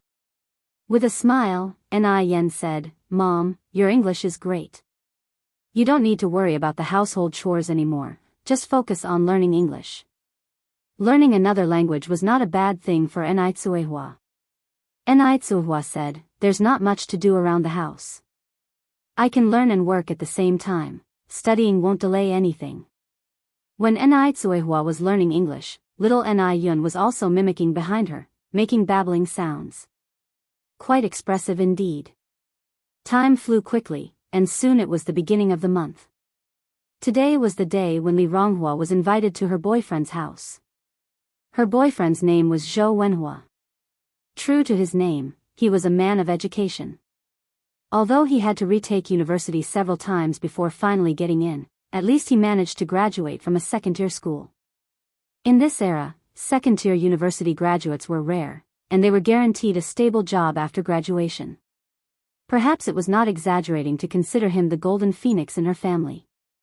Zhou Wenhua was always the pride of Li Ronghua. Though she didn't even graduate from junior high school, but her boyfriend was really something. Last week, Zhou Wenhua went to Guangguan for a trip. He was arriving today, so Li Ronghua purposely rode ahead to the train station, ready to pick him up. Li Ronghua had waited at the exit for a long time but didn't see Zhou Wenhua. Suddenly, something caught her eye. If the man in the denim jacket and jeans wasn't her boyfriend, who else could it be? "Wenhua. Over here. Over here." Li Ronghua waved her hands frantically, yelling excitedly. Perhaps it was Li Ronghua's overpowering shouts, or perhaps it was her overtly enthusiastic gestures that caused the girl walking beside Zhou Wenhua to subtly let go of Zhou's wrist and distanced herself from him. The previously vibrant smile on Zhou Wenhua's face stiffened instantly. "Why are you here?" Zhou Wenhua asked as he approached Li Ronghua. Li Ronghua replied with a grin, "I came specifically to pick you up." "How is it? Are you surprised and touched?" Zhou Wenhua frustratingly rubbed his temples. "Li Ronghua, you're over 20. You're not a child anymore, can you please stop acting so immature? Aren't you annoyed with yourself?" In Zhou Wenhua's eyes, Li Ronghua was nothing but a nuisance. Not only was her education lacking, but her fiery temper was unbearable. She could quarrel for lengthy periods over 1 or 2 cents, arguing until she was red in the face. She was even more uncivilized than the uncouth. That wasn't even the worst part. What truly disappointed Zhou Wenhua was that, after a hard struggle, he finally managed to secure a factory job for Li Ronghua through a friend. But instead of taking it, Li Ronghua decided to work for an individual proprietor. Telling others about it was almost shameful. How could he have fallen for someone like this? Sorry, Wenhua, I didn't mean to cause you trouble. I just wanted to surprise you. It wasn't on purpose. In front of Zhou Wenhua, Li Ronghua held back her spirited nature, becoming as timid and awkward as a child. Because she truly loved Zhou Wenhua. Deeply loved him. A love that seemed beyond cure. Zhou Wenhua frowned in disgust. Never mind, just don't try to be smart next time. At his words, Li Ronghua immediately broke into a joyous smile. Okay.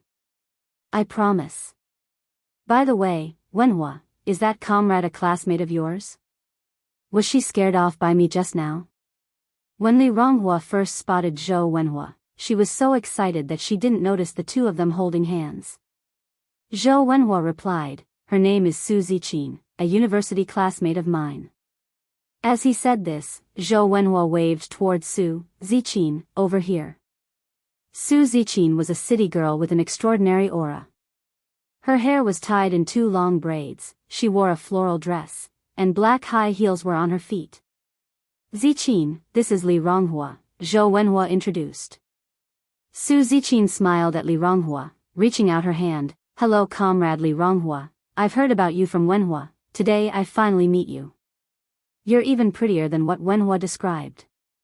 Indeed, Li Ronghua was pretty, but compared to Su Ziqin, she lacked self-confidence. She seemed very timid. Standing before university-educated Su Ziqin, Li Ronghua felt immensely inferior. She reached out and shook Su's hand. Hello. Wenhua told me you're a year older than me. Can I call you Sister Ronghua? Su Ziqin was more approachable than Li Ronghua had imagined.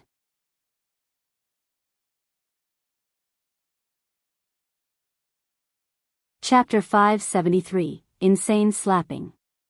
_5. Sure. Li Ronghua nodded. Sister Ronghua, you call Wenhua by his name, you can call me Ziqin too. Su Ziqin continued. Seeing Su Ziqin being so gentle, Li Ronghua relaxed quite a bit. What does she have to feel inferior about? Although she didn't go to college, but her boyfriend did, didn't he? The three of them walked out of the train station together. Zhou Wenhua handed their luggage to Li Ronghua. You go to my house by bike alone. We will go by taxi. Wenhua, I can take you on my bike. Li Ronghua hadn't grasped what was happening yet. Zhou Wenhua followed up with, Ziqin is also going. Oh, I see. Li Ronghua finally understood and gave Zhou Wenhua a knowing glance. Zhou Wenhua, who had been with Li Ronghua for such a long time, still had some mutual understanding. He walked over to Li Ronghua and impatiently said, What's wrong? Li Ronghua pulled Zhou Wenhua aside and whispered, Wenhua, do you have money for the taxi? How embarrassing it would be to ride with a female classmate and not have money. I have money. Stop worrying about me. Zhou Wenhua hated her bearing the look of offering alms. Perhaps he had forgotten that the money for the trip to Guangguan was quietly provided by Li Ronghua. Without Li Ronghua, he might not even have money for a repeater tuition. Wenhua, I know you're worried about me not having money to spend, rest assured, I have money. Li Ronghua stuffed a big yuan note into Zhou Wenhua's pocket. Anger was evident in Zhou Wenhua's eyes. Right at this moment, Su Ziqin picked up a suitcase and spoke up, Wenhua, I just remembered, my mom is awaiting my return home. I'll have to visit your place next time. Having said that, Su Ziqin turned around with her suitcase and left. Zhou Wenhua instantly chased after her, Ziqin. Su Ziqin looked back and said, Wenhua, go home with Sister Ronghua first. Fine, I can visit your home at any time during the summer vacation. But I hope you can handle things with Sister Ronghua soon. So, I'll be off. With no choice left, Zhou Wenhua had to let Su Ziqin leave first. Li Ronghua caught up from behind, strange. Why did Ziqin leave? Zhou Wenhua frowned, this is all because of you. If not for Li Ronghua, would Su Ziqin have left? Li Ronghua immediately apologized. I'm sorry, Wenhua, I embarrassed you in front of your classmate. I promise, this will never happen again. Zhou Wenhua also greatly disliked Li Ronghua's groveling attitude. Such lowliness is inherent to people of her status. They can never elevate their position. Let's go. Zhou Wenhua strode forward. Li Ronghua quickly matched his pace. Zhou Wenhua's home was located in the city. Their house was given to them by the factory. It seemed in better condition than Li Ronghua's house by a lot. As soon as they knocked, Zhou Wenhua's mother, Wang Meiying, and father Zhou Guikai, fervently came out to greet them. Wenhua is back. If Ni Yang were present, she would certainly recognize that this Wang Meiying was the same aunt she met at the airport that day. And that girl who was hopelessly devoted was indeed Li Ronghua. Mom, Dad, Uncle Zhou, Auntie Zhou, Li Ronghua followed, calling them from behind. Zhou Wenhua's parents outright ignored Li Ronghua. Glancing behind Zhou Wenhua, their faces suddenly fell. Wenhua, why isn't Ziqin with you? Zhou Wenhua brusquely replied, she couldn't come due to some sudden matters. Why couldn't she come? Wang Meiying anxiously exclaimed, didn't she say on the phone that she was coming today? Did your childish antics make her angry? This child, how could you upset Ziqin? Only Su Ziqin could become Wang Meiying's ideal daughter-in-law. Not only was she a college student, she also came from a good background, with parents who were top leaders at the factory. Zhou Wenhua and her were undoubtedly a perfect match. She's much stronger than Li Ronghua by countless folds. Li Ronghua immediately admitted her mistake. I'm sorry, Auntie, it wasn't Wenhua's fault. It was all my fault. Ziqin was originally going to come, the fault was hers from the start. She couldn't let Zhou Wenhua take the blame for her. Upon hearing this, Wang Meiying was immediately enraged. Just about to burst out with a torrent of abuse, Zhou Guikai, the head of the family, said, if she didn't come, she didn't come. Come on in. Don't stand outside. At the same time, Zhou Guikai subtly pulled Wang Meiying's hand. Only then did Wang Meiying suppress her anger. In the living room, the food was already set on the table. The dishes were very rich, with braised pork, roasted duck, and chicken soup, all filling the table. Li Ronghua was very pleased, as this spread revealed how much the Zhou family valued her. Is everyone here? Can we start eating? A girl around 12 or 13 years old came out of the inner room. This was Zhou Wenhua's younger sister, Zhou Xiuzhen. Wang Meiying vented obliquely, eat, eat, eat. All you know is to eat. Why don't you drop dead from overeating? Zhou Xiuzhen didn't care, looked around the room, and asked curiously, did Sister Ziqin not come? Zhou Wenhua replied, your sister Ziqin had something come up last minute. She'll come visit our home another day. Zhou Xiuzhen nodded her head, somewhat regretful. Then the meal Mom made today, isn't it, wasted? Little did they know, this meal was specially prepared for Su Ziqin, the future daughter-in-law of Wang Meiying. Unexpectedly, Li Ronghua took advantage of it. Before she could finish, Zhou Xiuzhen braked in time and quickly changed her tune to say, Mom's cooking today smells delightful, all of it was made for Sister Ronghua, so you must eat more later on. Li Ronghua, slightly embarrassed, replied, oh, you're being too kind, Auntie. Inside, Zhou Xiuzhen secretly thought that Li Ronghua was being really foolish, but she said out loud, it's because you're an honored guest, Sister Ronghua. Her words left Li Ronghua flushing even more. As people gathered around to have a meal, Li Ronghua took a big chicken leg. Seeing Li Ronghua take the drumstick, Wang Meiying was seething inside. This glutton. Shameless. Always picking the best food. Showing no consideration at all. The next moment, Li Ronghua put the drumstick into Zhou Wenhua's bowl. Wenhua, you must be tired from studying so much. Have this drumstick to replenish your strength. Knowing that the Zhou family wasn't well off, each time she visited, Li Ronghua would eat pickles and left the delicious dishes for others whenever she could. After seeing this, Wang Meiying felt a bit relieved. After the meal, Li Ronghua quietly went to Zhou Wenhua's room. Zhou Wenhua, not knowing what she was working quietly on at the desk, was startled when he saw Li Ronghua come in. He chided her, "How many times have I told you to knock first before entering? Do you even know what personal privacy means?" That's just how Li Ronghua was. Uneducated, without worldly wisdom, it was all in vain telling her. Li Ronghua smiled. "Wenhua, we are dating, why are you still talking about privacy? Besides, what were you writing just now?" Because of love, she could tolerate all of Zhou Wenhua's shortcomings. Zhou Wenhua closed his notebook, repulsion evident in his eyes. "Even if I told you, would you understand? An illiterate who hadn't even finished junior high school." Li Ronghua giggled. "Wenhua, don't be mad. Look at this, it's a gift I specifically asked my boss to bring back from country for you." Li Ronghua took out a black and white box. The box was marked with a line of English letters, Parker. "Is this a Parker fountain pen?" Zhou Wenhua seemed incredibly excited. A Parker fountain pen costs over 200 yuan. 2 students in his class already own one. If he could use one too, it would be such a display of prestige. Seeing Zhou Wenhua's delight, Li Ronghua was also overjoyed. "Yes, it's a Parker fountain pen. Wenhua, do you like it?"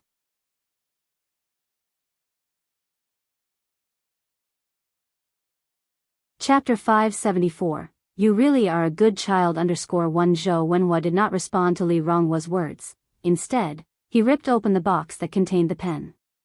"It's a Parker pen. It's really a Parker pen." Zhou Wenhua was thrilled. He hugged Li Ronghua tightly, saying, "Ronghua, thank you. I love you." Zhou Wenhua was only this enthusiastic towards Li Ronghua when he received a gift that he had been longing for. Li Ronghua, a bit embarrassed, pushed Zhou Wenhua away. "Wenhua, what are you doing? Stop being cheeky. You should check out the pen first. I'm going to go see if Auntie needs any help." The couple had been seeing each other for a few years now, yet they hadn't engaged in any overly intimate behaviors. This made Li Ronghua feel a little uncomfortable. Upon entering the living room, Li Ronghua saw Wang Meiying sitting on the sofa, picking her teeth. Upon seeing Li Ronghua approach, she immediately yelled at Zhou Xiuzhen, "You lazy bum. Why haven't you done the dishes yet? All you do is eat and laze around." Li Ronghua, seemingly oblivious to the hidden meaning in Wang Meiying's words, quickly replied, "Auntie, Xiuzhen is still young, let me do the dishes." Wang Meiying forced a fake smile. "Oh Ronghua, that would be such a nuisance for you, what a good child you are. It's no hassle. What's so hard about washing dishes?" Li Ronghua immediately headed to the kitchen to start washing the dishes. The stove was piled with dishes, some from the morning. Humming a small tune, Li Ronghua efficiently washed the dishes. For her, this was nothing. Because here, there were people she loved, and people who loved her. Besides, how many daughters-in-law wouldn't have to wash dishes at their in-laws' home? "Sister-in-law," Zhou Xiuzhen cheerfully walked in from outside, speaking warmly. "Sister-in-law, you're washing dishes? Can I help you?" Li Ronghua, a bit embarrassed, said, "Don't go calling me that." Zhou Xiuzhen replied, "Anyway, you're going to be my sister-in-law sooner or later. Plus, I only call you that when others aren't around. Sister-in-law, let me help you. It's too much for you to do alone." Li Ronghua laughed. "It's okay, you can go out and play." Zhou Xiuzhen looked at Li Ronghua, wanting to say something but stopping herself. Humming her tune, Li Ronghua didn't notice Zhou Xiuzhen's strange behavior. Zhou Xiuzhen pouted. What's going on with Li Ronghua today? Could it be that she didn't notice her unusual behavior? Since Li Ronghua remained silent, Zhou Xiuzhen had no choice but to speak up. "Sister-in-law, I need your help with something. What is it?" Li Ronghua glanced at her. Zhou Xiuzhen continued, "Sister-in-law, could you lend me some money?" To Zhou Xiuzhen, Li Ronghua was like a walking ATM. Just like a fool, she could be easily tricked every time. Of course. Li Ronghua wiped her hands on her apron and without hesitation, pulled out some coins from her pocket and gave them to Zhou Xiuzhen. Here you go.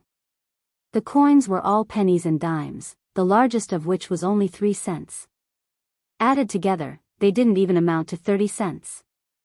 Zhou Xiuzhen complained somewhat contemptuously, isn't this too little?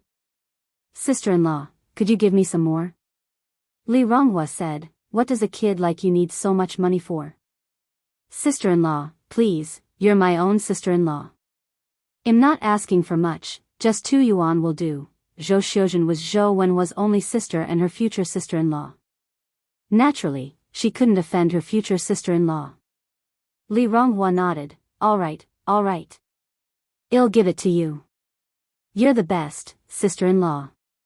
Zhou Xiuzhen was very happy. After taking the money, Zhou Xiuzhen ran out of the kitchen. Once Li Ronghua had finished the dishes and left the kitchen, Wang Meiying instructed Zhou Xiuzhen to do the laundry. In the end, the person doing the laundry turned out to be Li Ronghua. The laundry had been piling up for days. By the time Li Ronghua had finished washing the laundry, it was already past 5 in the afternoon. Uncle, Auntie, it's getting late, I should go home.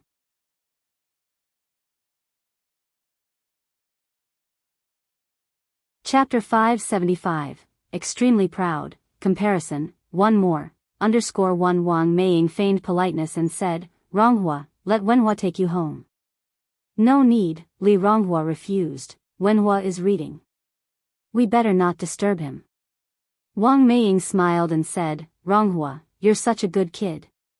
Li Ronghua, slightly embarrassed, said, I'm just doing what I should do. With that said, Li Ronghua left on his bike. Watching Li Ronghua's retreating figure, Wang Meiying spat on the ground and muttered, Pa! What a piece of trash! A shameless beggar! After Li Ronghua left, Zhou Wenhua emerged from the room. He had been pretending to read to avoid Li Ronghua. Zhou Guikai and Wang Meiying were sitting at the table. Zhou Wenhua resumed, Mom, Dad, I want to break up with Li Ronghua as soon as possible. Why? Zhou Guikai asked, surprised. Impatient, Wang Meiying asked, did Zijin ask you to break up as soon as possible? In reality, Su Ziqin was already with Zhou Wenhua. Zhou's parents were very pleased with their prospective daughter-in-law. Zhou Wenhua continued, Zijin understands me.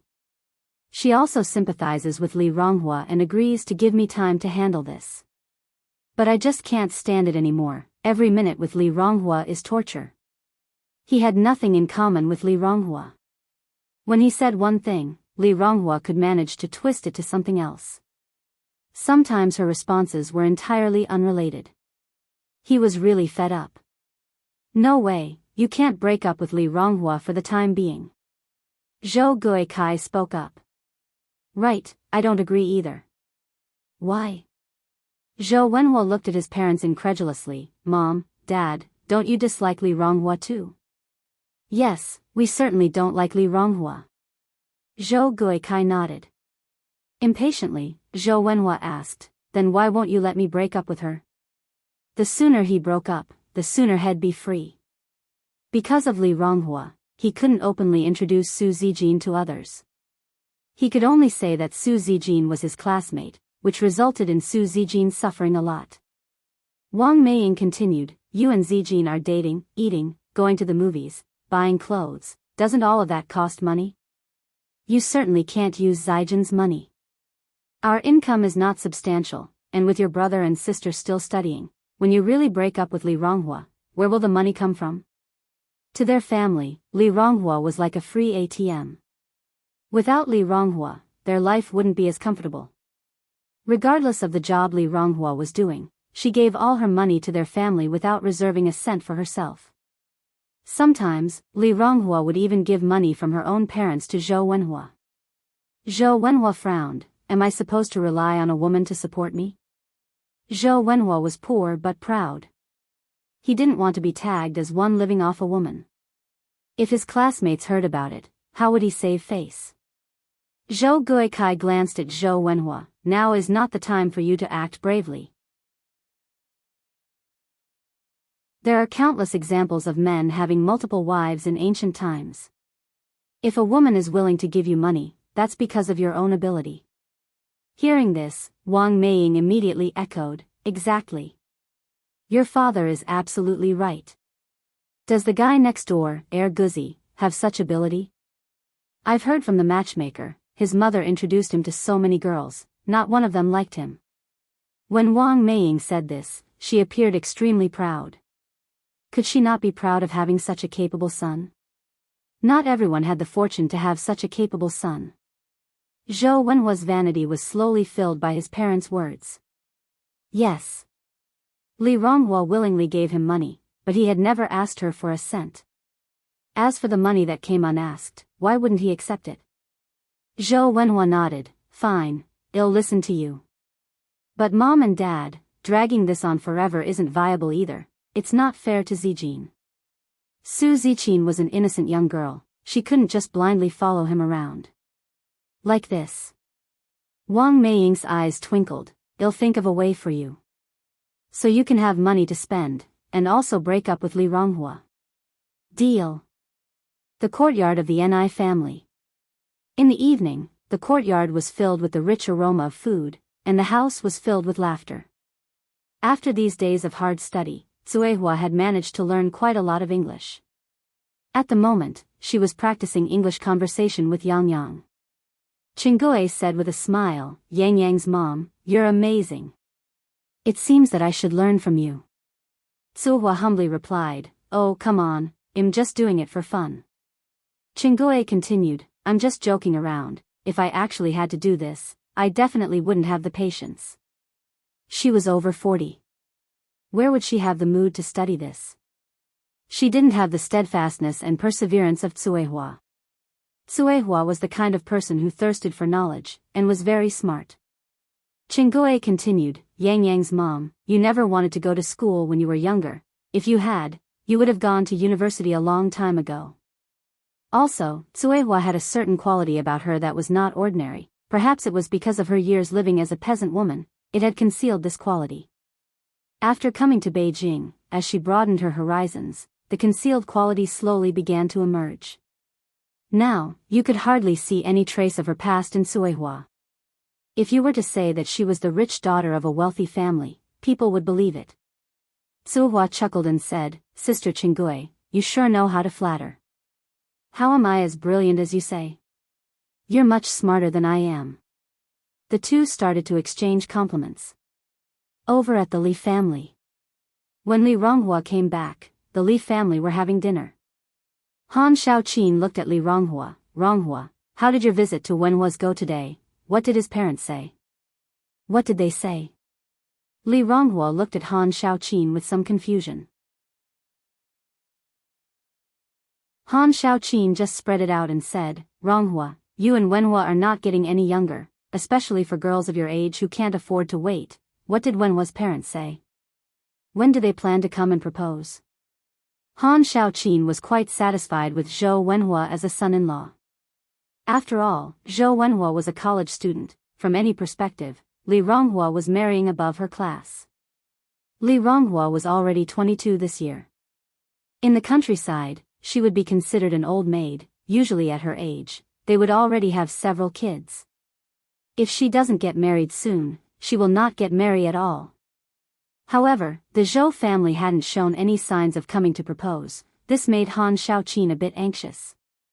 Li Ronghua wasn't worried about this problem, she laughed and said, Mom, don't worry about nothing. Wenhua is only a sophomore this year, he would at least wait until he graduates from college before discussing our relationship. 2 years later, asked Han Shaoqin surprised, 2 years later you will be 24. Which girl who didn't study makes it to 24 without getting married? If the Zhou family doesn't want you by then, you'll have nowhere to go and cry.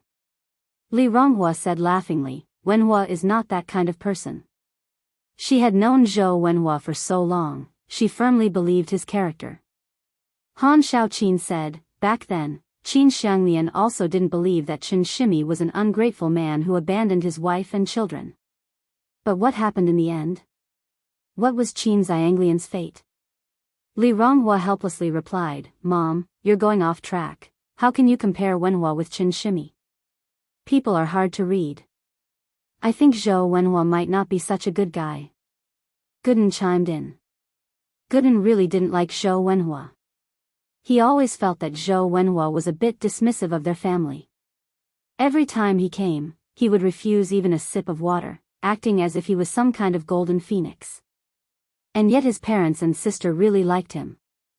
Li Ronghua glared at Gooden. Go away. What do you, a child, know about this? What Zhou Wenhua? Is Zhou Wenhua a name you can say? He's your future brother-in-law. Gooden shook his head. Li Ronghua, if only you were half as smart as sister and I Yang, then I wouldn't have to worry. Li Ronghua couldn't be bothered with Gooden. Gooden continued, just look at the boyfriend that sister and I Yang is dating, he's so good. Every time he comes, he does chores for her family, washing dishes, installing pipes, he even dug a ditch for her last time. But look at Zhou Wenhua, what has he ever done for us? Every time he comes, he's so picky.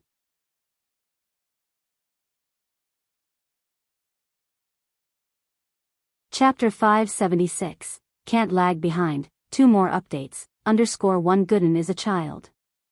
His perspective did not encompass the complexity and apprehensions that adults possess, hence, he sees things more clearly and transparently. Li Ronghua said, your brother-in-law is an intellectual, he is destined to have a stable job, to work in an office. How could he do such grueling work? Gooden retorted, but Xiaomo's family is rich. How could Zhou Wenhua's family compare to Xiaomo's? Hearing this, Han Xiaoqin and Gooden's father's expressions changed. No one had mentioned this before, and they had not felt anything. But now that Gooden has mentioned it, it seems like Zhou Wenhua does look down on their family. Gooden's dad exhaled a puff of dry smoke. Shima is indeed an exceptional child. Each time he sees us, he is always polite. Zhou Wenhua, whenever he sees people from the village, it's as if he wishes he could hold his head high in the clouds, let alone offer a greeting. Li Ronghua disagreed, different people have different personalities. Wenhua is not a talkative person by nature. Han Xiaoqin frowned, then said, Ronghua, you should go talk to Wenhua's family about this matter tomorrow. If they do not show some sincerity, let them pay back all the money that you have subsidized for him over the years, and let's just forget about you too. Li Ronghua is beautiful. There's no worry that she won't be able to get married. Why should she have to stick to Zhou Wenhua? Gooden's dad added, your mom is right. If their family is not sincere about this, let's drop it. No way. How could this be possible? Wenhua is only a sophomore this year, aren't you all intentionally making things difficult for him? Mom, Dad, how could you? Li Ronghua was extremely unhappy with her parents' decision. Your dad and I are doing this for your own good. Han Xiaoqin continued. Gooden is right. I suspect that Zhou Wenhua does look down on our family. Otherwise, he would not have been so indifferent all these years without giving you a title. As for their parents, they haven't even shown their faces from beginning to end. I don't think they value you at all. I don't want to argue with you. Li Ronghua slammed down her chopsticks and stormed into the house in a huff. Look at this child. You've spoiled her. What a temper. Han Xiaoqin looked at Gooden's dad, her face filled with anger. They didn't discriminate between men and women in their family, and since Li Ronghua was the only daughter, she had been inevitably spoiled a bit more. The reason Li Ronghua didn't continue her studies wasn't because her parents wouldn't let her, it was entirely because she didn't want to. Gooden's dad sighed, let's just let her be. The next morning, Li Ronghua went to work without having breakfast. Ni Yang just happened to be free today and came to help at the noodle restaurant. The business in the noodle restaurant was as good as ever. Ever since it opened, there has never been a shortage of people waiting in line. Let me tell you, the pickled fish noodles here are so delicious. They'll treat us today. Really? Absolutely. This voice sounds familiar. Ni Yang looked up. Oh. Isn't this the 2 aunts I met at the airport last time? Ni Yang squinted, walked into the kitchen, brought out the camera, and placed it on the windowsill. The lens was pointed directly at their table. Li Ronghua is a good girl and a good employee. Ni Yang didn't want her to be deceived. Although he is not sure whether or not this woman is Li Ronghua's boyfriend's mother, Ni Yang does not want to miss the opportunity for Li Ronghua to see the truth. After he had put the camera on the windowsill, Ni Yang came over to the table. May I ask, what would you two like to eat? Wang Meiying said, 2 bowls of pickled fish noodles, please. All right. Ni Yang nodded, please wait for a moment. When Ni Yang brought the noodles to the table, Wang Meiying had already started boasting. She praised Zhou Wenhua to the skies. What counts as Li Ronghua? Li Ronghua couldn't even compare to a pile of dog poo. Da Qiang's mom, let me tell you. Each time that girl comes over, she's always washing dishes and clothes, you can't even stop her. She even frequently gives my daughter pocket money. Really? Da Qiang's mom found it hard to believe. Was there really such a masochistic young girl in this world? Even though Zhou Wenhua is a college student, surely he wouldn't have such burning feelings toward her? With satisfaction, Wang Meiying said, what do you mean, true or not? It just happened the day before yesterday. I even invited you to my house to visit, but you didn't come. If you had come, you would have definitely seen her behaving like a lapdog. Da Qiangzi's mother said, when I have time, I'll definitely come to visit your home. Wang Meiying continued, however, you may not see it in the future. Why? Da Qiangzi's mother was somewhat puzzled. Other families would beg to marry a bride, but the Zhou family is peculiar. They push away a bride-to-be who comes to their doorstep. The ones in the drought would be parched to death and those in the flood drowned. Because my son doesn't fancy such common girls who throw themselves at him. She's just working for a small business, while my son is a university graduate. Their social statuses are mismatching. To tell you the truth, my son now has a girlfriend who is on par with him, also a university student. Not only is she a pretty girl and a university student, but her parents are also high-ranking officials in the factory. Once my son graduates, he will become a leader in their factory. Da Qiangzi's mother asked, so, are you saying Zhou Wenhua will break up with that girl? Yes. Wang Meiying said, brimming with pride. Da Qiangzi's mother sighed, the benefit of education is undeniable.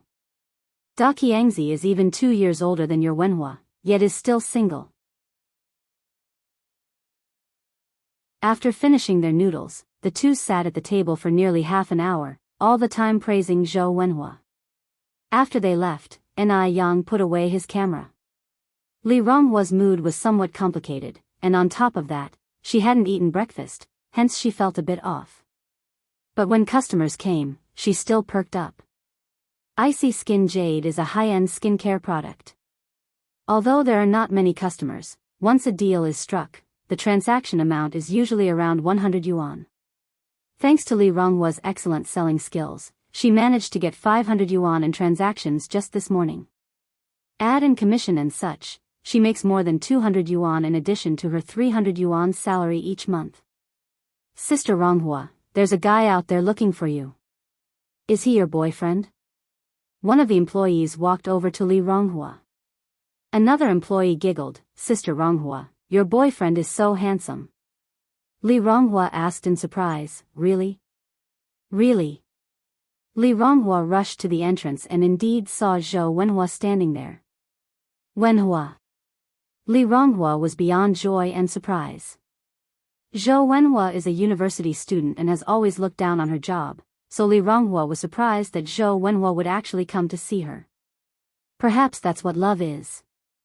Li Ronghua, this is for you. Zhou Wenhua handed Li Ronghua a paper bag. Wow. Stinky tofu. Li Ronghua thanked him joyfully, thank you, Wenhua. Indeed. There were stinky tofu in the bag. Li Ronghua was keen on these things that most people found distasteful. Even the food she liked was lowbrow. Zhou Wenhua looked down on it, but smiled and said, you still have to thank me? By the way, when are you off work? Not for a while, Li Ronghua replied. Wenhua, you didn't come to pick me up from work, did you? Zhou Wenhua nodded, and then asked, is this shop selling skincare products? Yes. Zhou Wenhua continued, does your shop have a special magical whitening moisturizer? Yes. Li Ronghua was touched. For her sake, Zhou Wenhua had paid such attention to her work.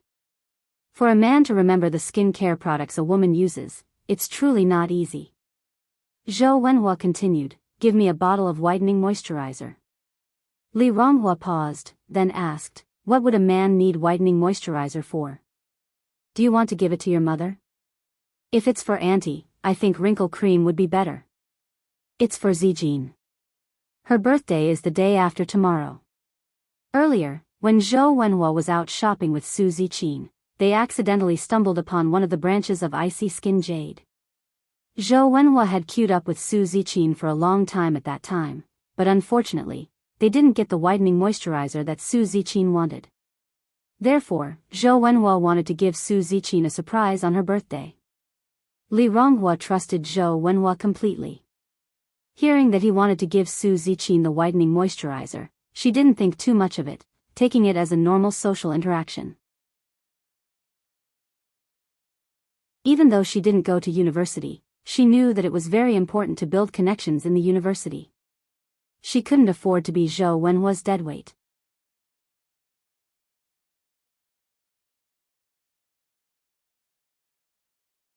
Chapter 577, To Buy Whitening Moisturizing Cream, Third Update, _1 Li Ronghua continued, the whitening moisturizer for this month is sold out. If you want to buy it, you have to wait until the 5th. Wenhua, would you mind if I get it for you on the 5th?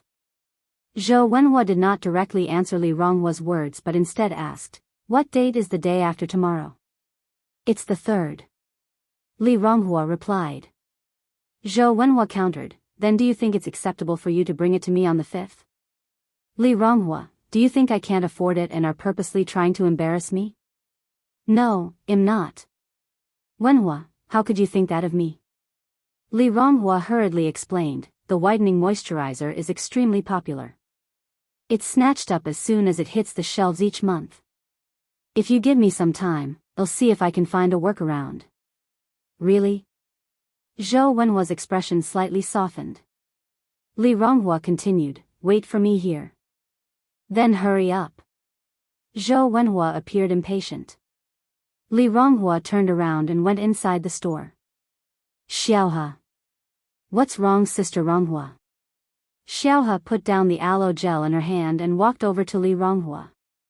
Li Ronghua continued, Xiaohe, did you buy a bottle of whitening moisturizer last month?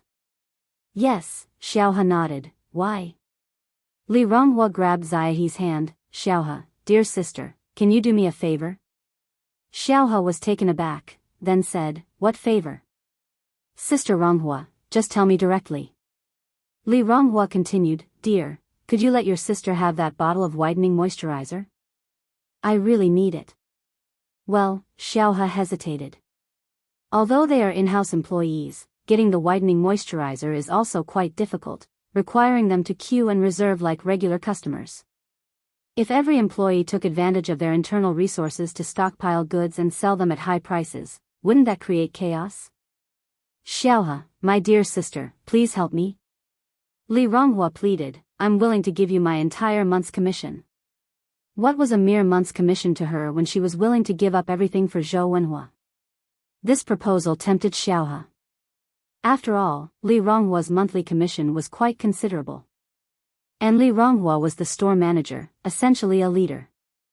She didn't want to offend Li Ronghua. Xiaohe continued, Sister Ronghua, we're colleagues. If you really want it, just give me half a month's commission.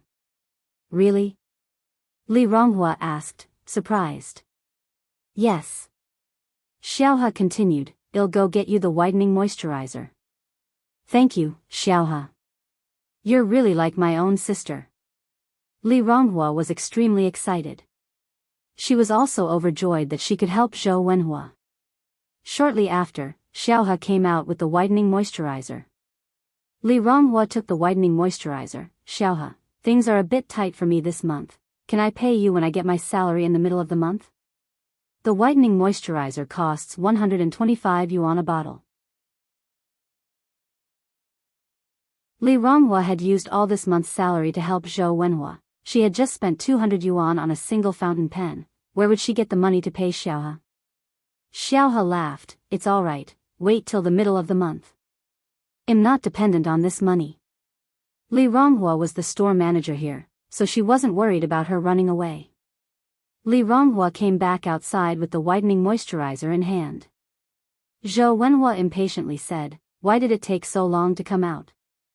If you didn't want to do it, you should have just said so. There's no need to jerk me around like this." Li Ronghua immediately apologized. "I'm sorry, Wenhua, it wasn't intentional.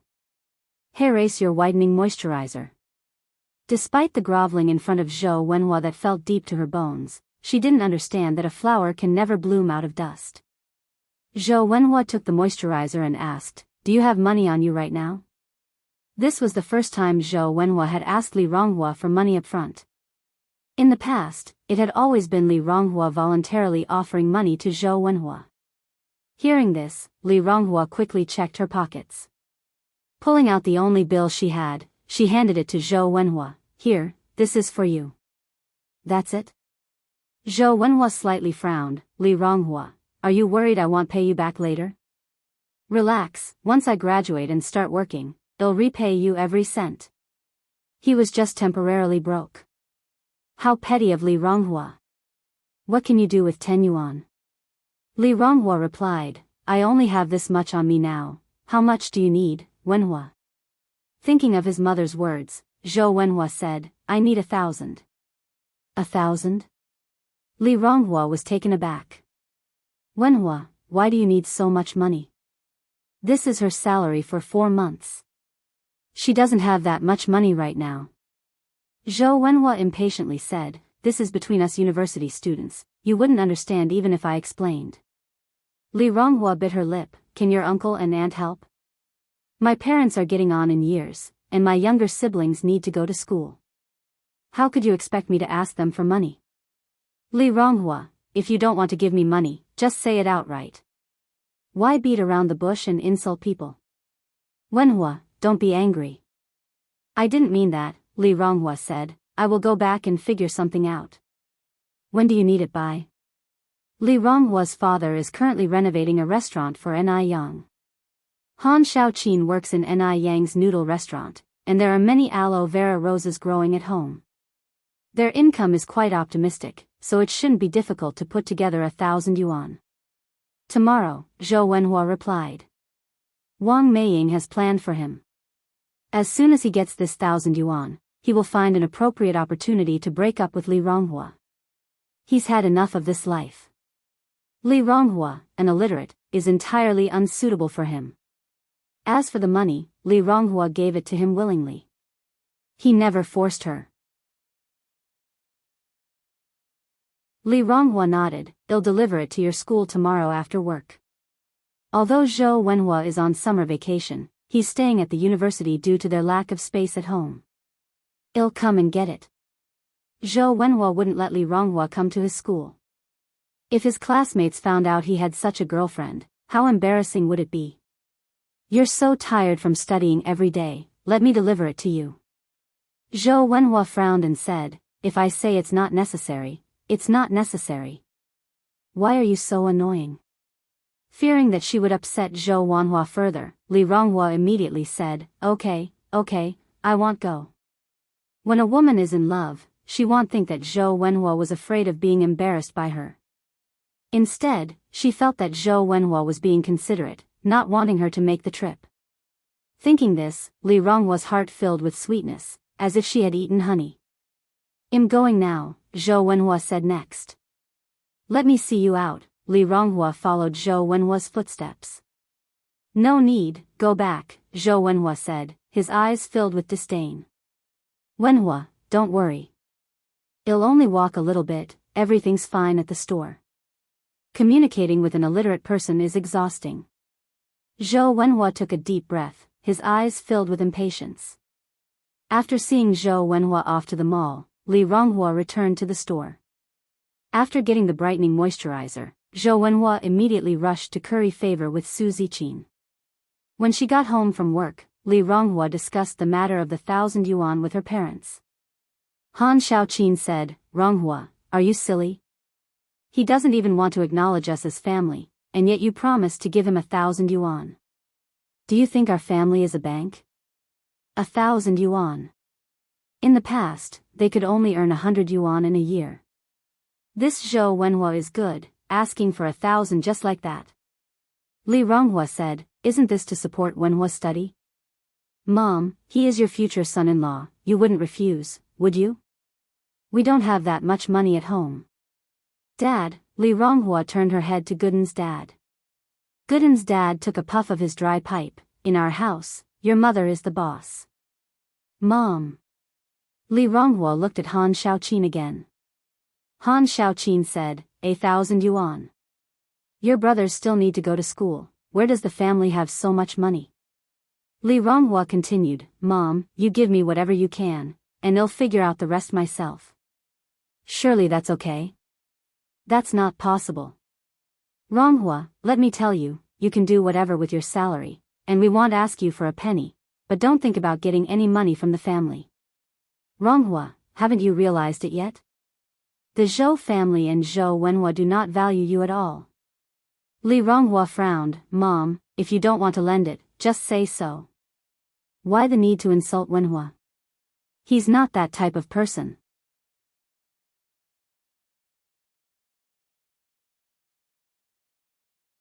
Chapter 578, Capturing the True Colors of the Zhou Family, 5th update, _1 Gooden's father tapped his tobacco pipe and said, "Ronghua, you need to temper your fiery temper.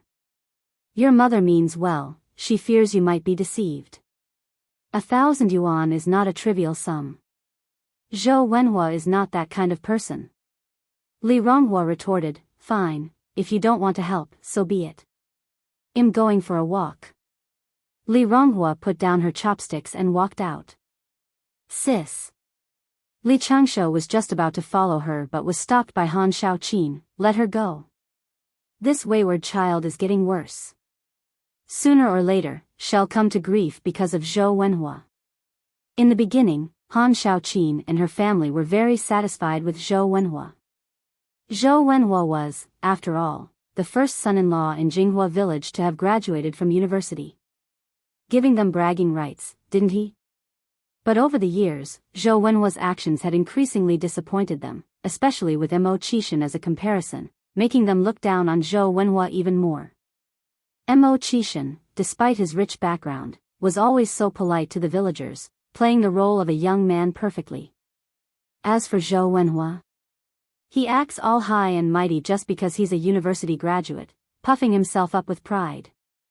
What was worse, is that the Zhou family has yet to acknowledge their relationship properly, clearly disregarding Li Ronghua yet. Li Ronghua still treats Zhou Wenhua like a treasure. Walking down the countryside road at dusk, Li Ronghua was in a gloomy mood, plucking flowers and plants along her way in frustration. Now that Zhou Wenhua had asked her for money for the first time, she couldn't let him down.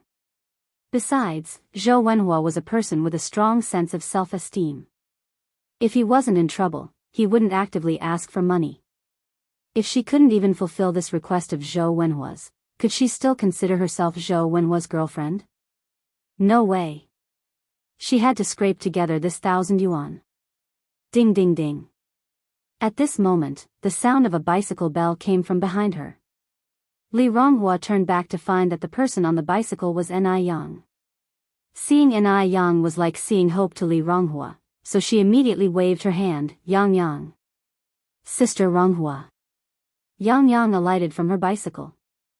Li Ronghua asked, "Yang Yang, did you just come back from the city?" "Yes," Ni Yang nodded slightly. "Are you taking a walk, Sister Ronghua?" Li Ronghua also nodded, hesitated for a moment, then said, "Yang Yang, can you do me a favor?" "What do you need, Sister Ronghua?"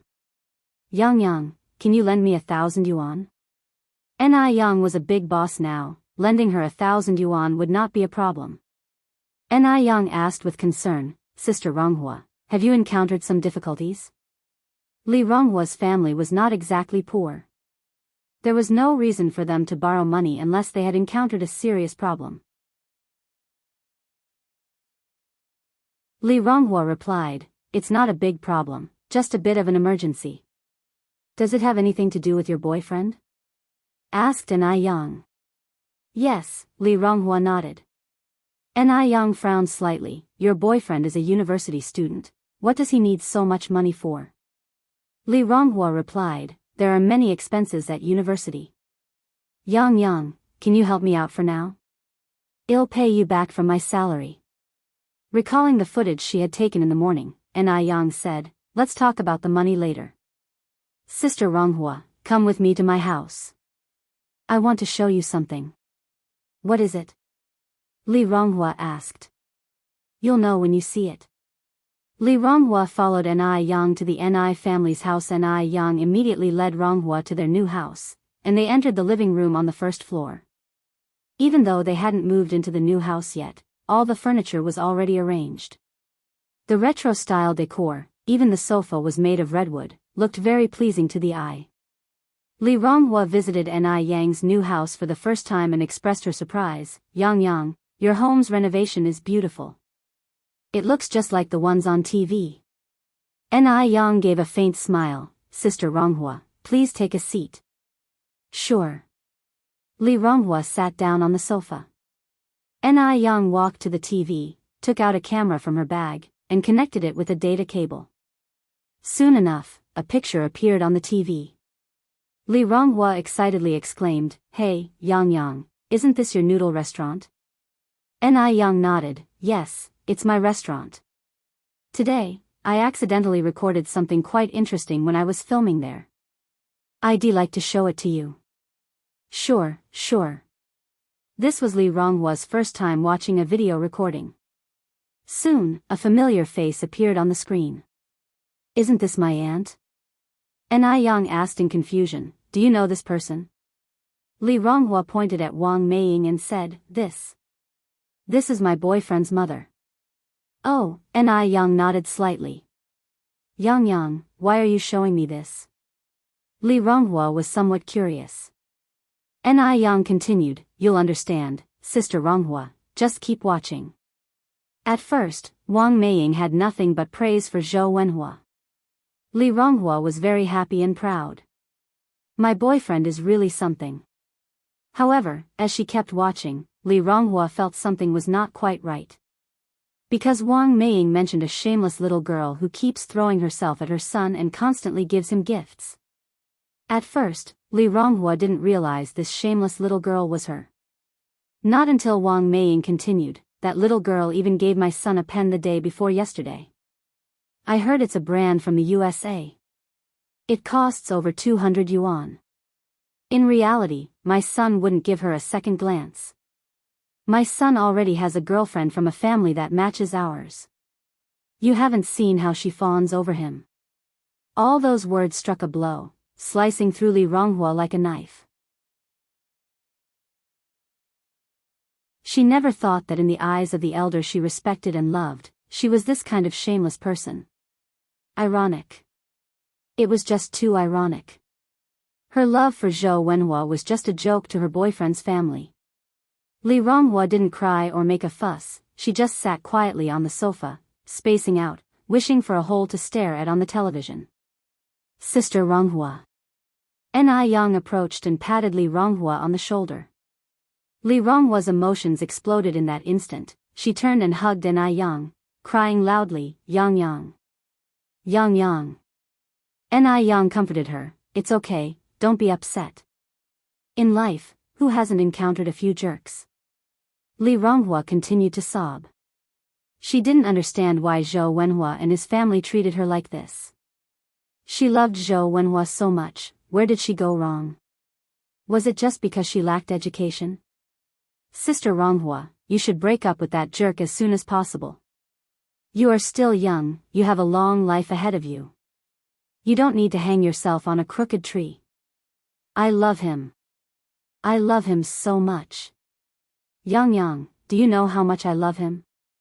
She met Zhou Wenhua when she was 16. It's been 6 years now. No one knew how deep her feelings for Zhou Wenhua ran. But he doesn't love you anymore," An Yang continued. "He's two-timing you, and even wants to take your money. Sister Ronghua, He's not worth your love. No.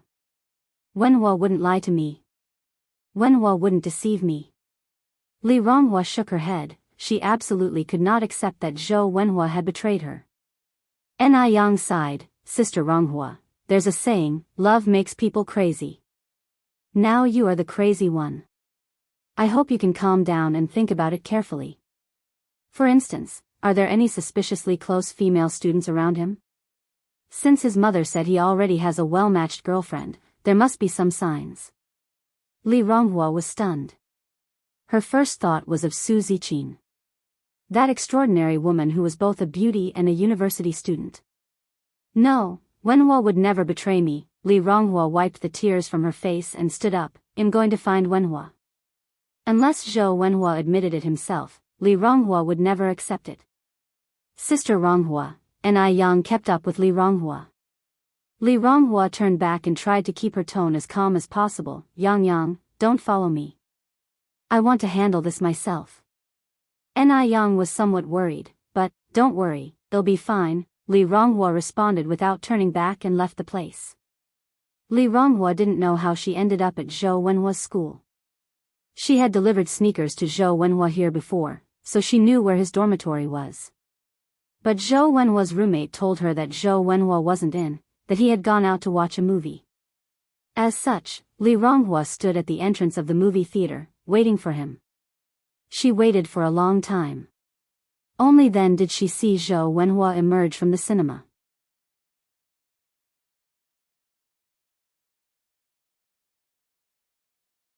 Chapter 579, Hero Saves the Beauty, Update 6_1 to be precise. Zhou Wenhua and Su Ziqin were coming out of the cinema together. Seeing Li Ronghua waiting at the entrance of the theater, Zhou Wenhua walked over with a displeased face. Li Ronghua, why are you here? Did she already manage to raise the money so quickly?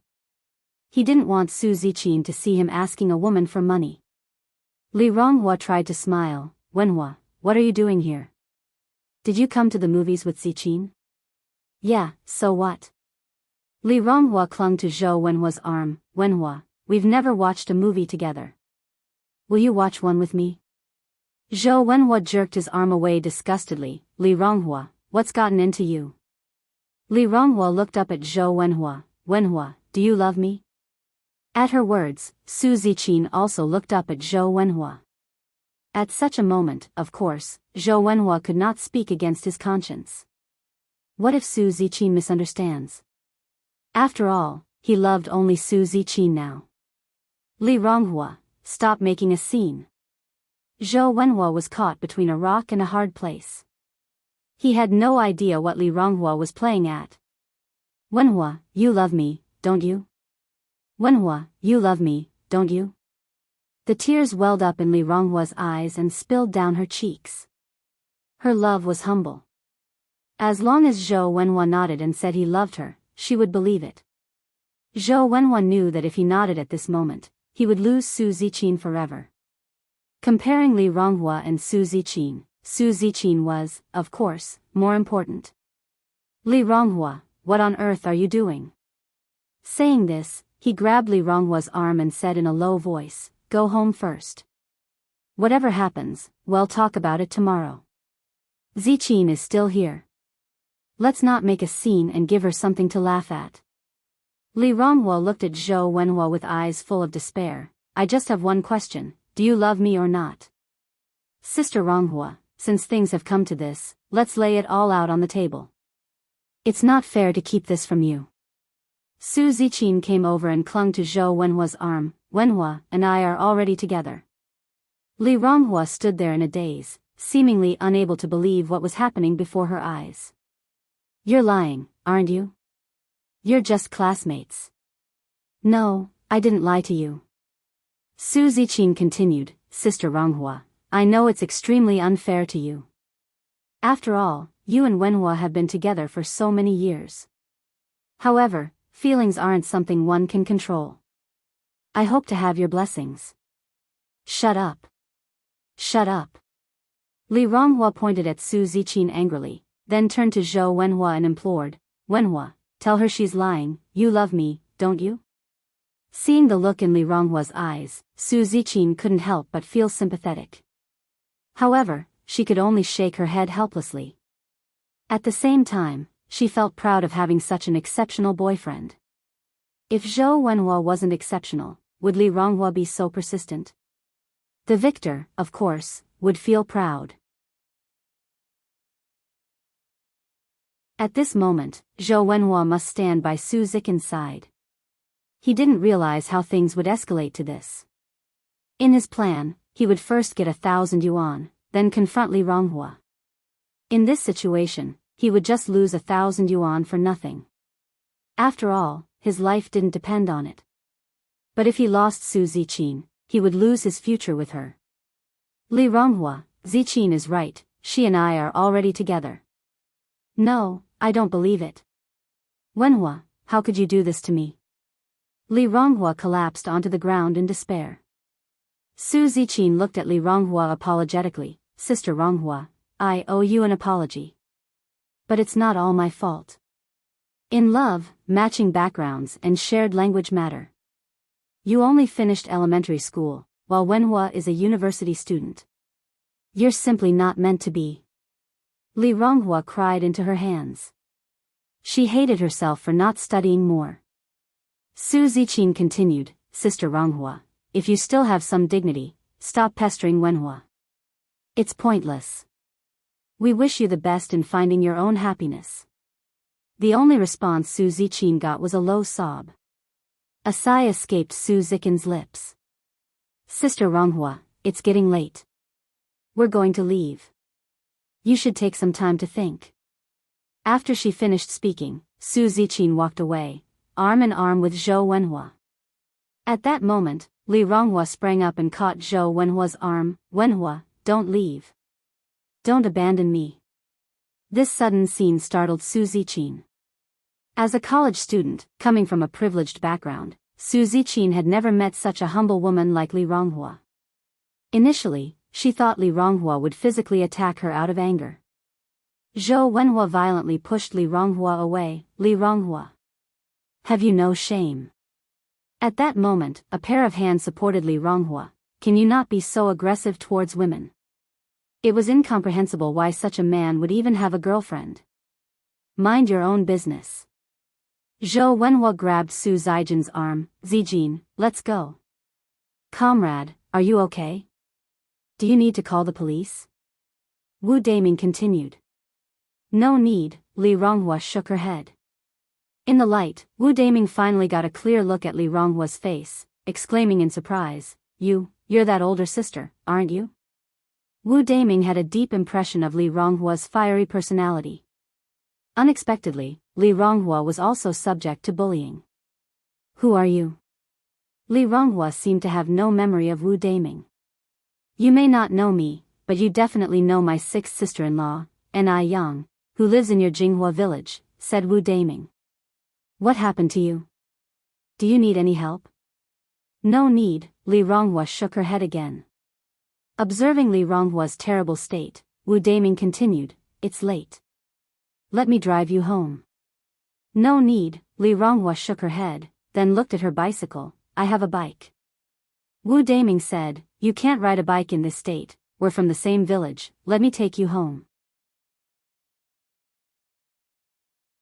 This was also a good chance to win some favor from Ni Yang and hopefully get introduced to a pretty girlfriend. Moreover, Wu Daming was a very upright guy. Now that he had run into this situation, he couldn't let Li Ronghua be in danger. Without waiting for Li Ronghua's response, Wu Daming carried the bicycle to the trunk of his car, then helped Li Ronghua get on the back seat. Li Ronghua's despair had reached its peak. She felt drained, like a puppet on strings. Wu Daming, unaware of the situation, could only drive towards Jinghua village without asking more. Sister, where is your house? I can only drive up to the entrance of the village. Li Ronghua didn't respond. Sister, have you fallen asleep? Wu Daming turned back to look at the back seat. Li Ronghua hadn't fallen asleep, she just didn't want to talk. Sister? Wu Daming poked Li Ronghua's arm lightly with his finger. Li Ronghua still didn't respond. Oh, my God, sister, don't scare me. Wu Daming panicked. Women are really scary. He shouldn't look for a girlfriend. Li Ronghua remained silent, so Wu Daming had no choice but to seek help from Ni Yang. Sister, stay in the car, don't go anywhere. I'll be right back. Wu Daming ran over to Ni Yang's house. Sixth sister-in-law. Ni Yang had just taken in her laundry and was preparing to take a shower. She was surprised to see Wu Daming and asked, "What brings you here, Wu Daming?" Wu Daming, gasping for breath, said, "I ran into one of your village's older sisters in town. Something seems to have happened to her, she's in my car right now. Could you quickly come and check?" Okay. Ni Yang put down the laundry basket, without even having time to greet Ni Tsuehua. She followed Wu Daming to the entrance of the village. Sixth sister-in-law, it's this sister. When Ni Yang looked, it wasn't just any older sister, it was Li Ronghua. Sister Ronghua? Ni Yang started in a gentle voice. Yang, Li Ronghua lifted her head to look at Ni Yang. With Li Ronghua finally talking, Wu Daming breathed a sigh of relief. Sister Ronghua, what's happened to you? Li Ronghua wept silently as she hugged Ni Yang. Wenhua doesn't want me. He really doesn't want me. Ni Yang continued, Sister Ronghua, stop crying. Would you like to come home with me? I don't want to go home, Li Ronghua sobbed.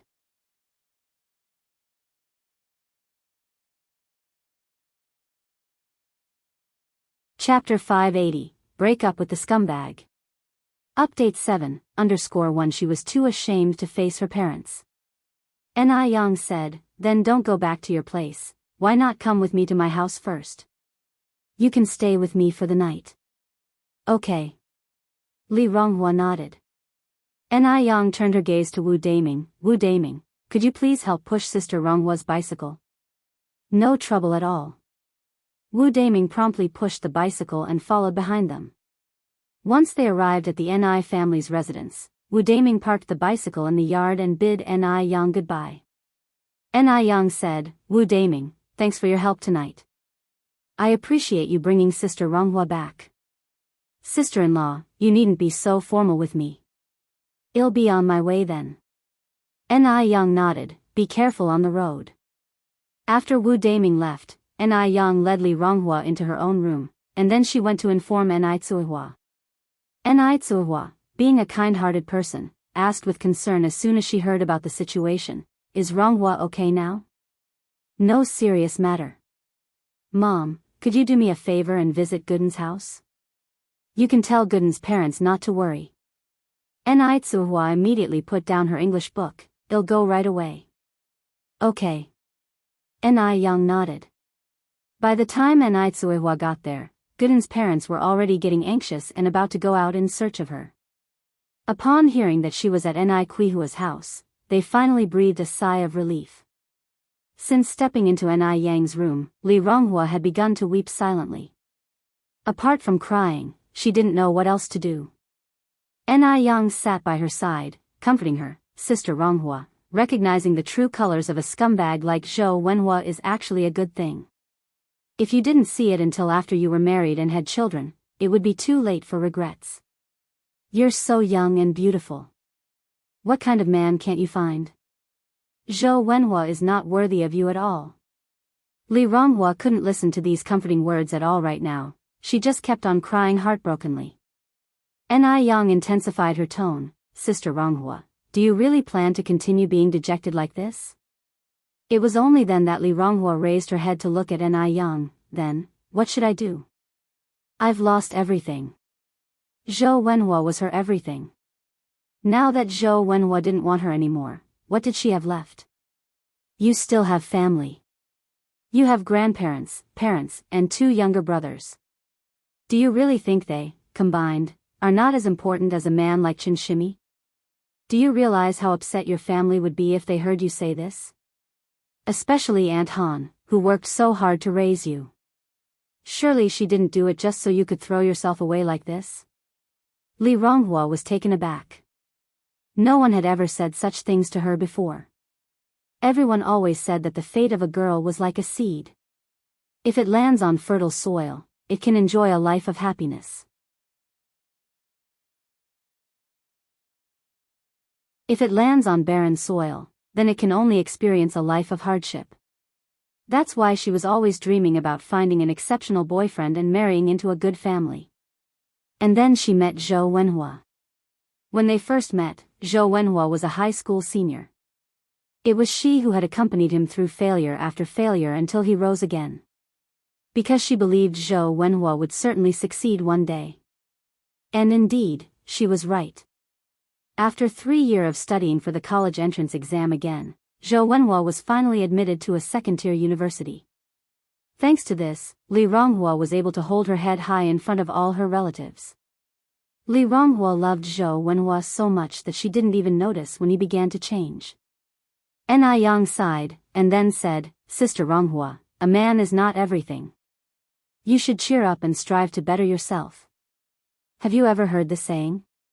What saying? Li Ronghua asked.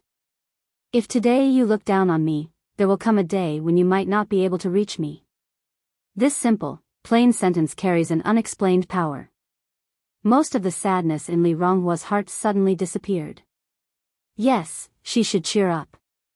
She would make Zhou Wenhua regret what he did today. She would become someone Zhou Wenhua could never dream of being with. Ni Yang continued, even the chairman said that women are now holding up half the sky. You absolutely must not bemoan or pity yourself, or even abandon yourself. Doing so will only give satisfaction to your enemies and pain to your loved ones. Li Ronghua wiped her eyes and looked at Ni Yang. Ni Yang, you're right. I should cheer up. Ni Yang smiled and said, Sister Ronghua, as long as you've come to your senses, that's good. She was afraid that Li Ronghua would descend into her own world and never be able to return. I will make Zhou Wenhua regret. Ni Yan continued, making Zhou Wenhua regret is only secondary. Your main task is to become better yourself. Only when you yourself become better can you meet better people. Don't let jerks get in your way. Li Ronghua nodded, thank you, Yang Yang. Ni Yan was like a wake-up call. After that, Li Ronghua asked, what does jerk mean? This word was quite fresh, she seemed to have never heard it before. Ni Yan explained, it simply means scum. Oh. Li Ronghua continued, Yang Yang, I won't bother you anymore, they'll go back first. She had figured it out now and wouldn't be foolish anymore. Ni Yan said, just stay here for tonight, my mom has already informed your family. Tomorrow, I'll give you a day off and we can have a good wander around the city together. Li Ronghua quickly declined, no need, Yang Yang, I'm really fine now, you don't have to give me a day off. Ni Yan smiled lightly, don't misunderstand, it's not just for you. I just want to go out for some fun myself. Sister Ronghua, keep me company, otherwise it'll be so boring for me alone. Li Ronghua knew that Ni Yan was comforting her. How fortunate she was to have met such a good leader and friend like Ni Yan in her life. Ni Yan then took a set of pajamas from the cabinet. Sister Ronghua, you can wear my pajamas tonight. That night, the two chatted for a very long time. In the middle of the night, Ni Yan asked, Sister Ronghua, what's your dream? What is her dream? Before, Li Ronghua's dream was to marry Zhou Wenhua and become a qualified wife. Now, her dream is to become better and make Zhou Wenhua regret. Li Ronghua answered as such, then counter-questioned, Yang Yang, what is your dream? Ni Yan said, my dream is to make a lot of money, then buy a villa, car, yacht, and travel the world. She is a simple person with no lofty dreams. She just wants to quietly be a rich person, living a comfortable life with someone she loves. As they talked, they fell asleep unknowingly. The next day, when Li Ronghua woke up, Ni Yan was already out of bed. As she stepped out of the room, she saw Ni Yan walking out of the yard with a cup and toothbrush. The sunlight shone on her face. Sister Ronghua, you're up. Hurry and brush your teeth and wash up, it's time for breakfast. At that moment, Li Ronghua forgot all about the incidents of yesterday, smiling and saying, "All right. Yes, life is so wonderful, why should she keep thinking about a jerk?" After breakfast, Li Ronghua went shopping with Yen. They took a tram to get there. "Shall we go to the clothing store first? A girl's wardrobe is always short of one piece." Li Ronghua nodded. Yen picked out a light blue cheongsam. Li Ronghua spotted a nice dress as well, but she didn't have any money on her and reluctantly let it go. However, when it came to paying, Yen paid for the dress Li Ronghua had wanted as well. Yang, Yen smiled, "Don't worry, this dress isn't a gift from me. I'll deduct it from your wages next month." Only then did Li Ronghua feel at ease. After buying clothes, they went to a shoe store. Yen bought a pair of shoes for both Tsuehua and little Yun. Over the years, Li Ronghua had focused all her attention on Zhou Wenhua. She had never bought anything for her family. Thinking about this, she felt guilty and chose a pair of shoes for her grandparents, parents, and younger siblings. In the following days, she would do her best to be filial to her grandparents and parents. Shopping can really cheer people up. Soon enough, a smile crept onto Li Ronghua's face. "Is that Sister Ronghua?" Su Ziqin asked, pointing across the street. Hearing this, Zhou Wenhua, who was next to him, grimaced in disgust. "Why is she here again? Didn't I make myself clear last night?" "Well, you are so accomplished, it's normal for Sister Ronghua to not let go." Su Ziqin reasoned, "Wenhua, let's say hi to Sister Ronghua."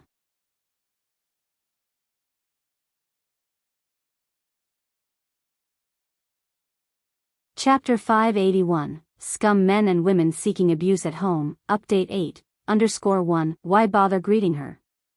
What if she clings on to us? Zhou Wenhua didn't want to see Li Ronghua at all right now. Su Zijin said, "That won't happen. I believe Sister Ronghua is not that type of person. Nowadays, men's and women's relationships are so open that it's possible to stay friends after breaking up." The more Li Ronghua clung to him, the more it highlighted her understanding nature. Without the green leaves, how can we highlight the red flowers?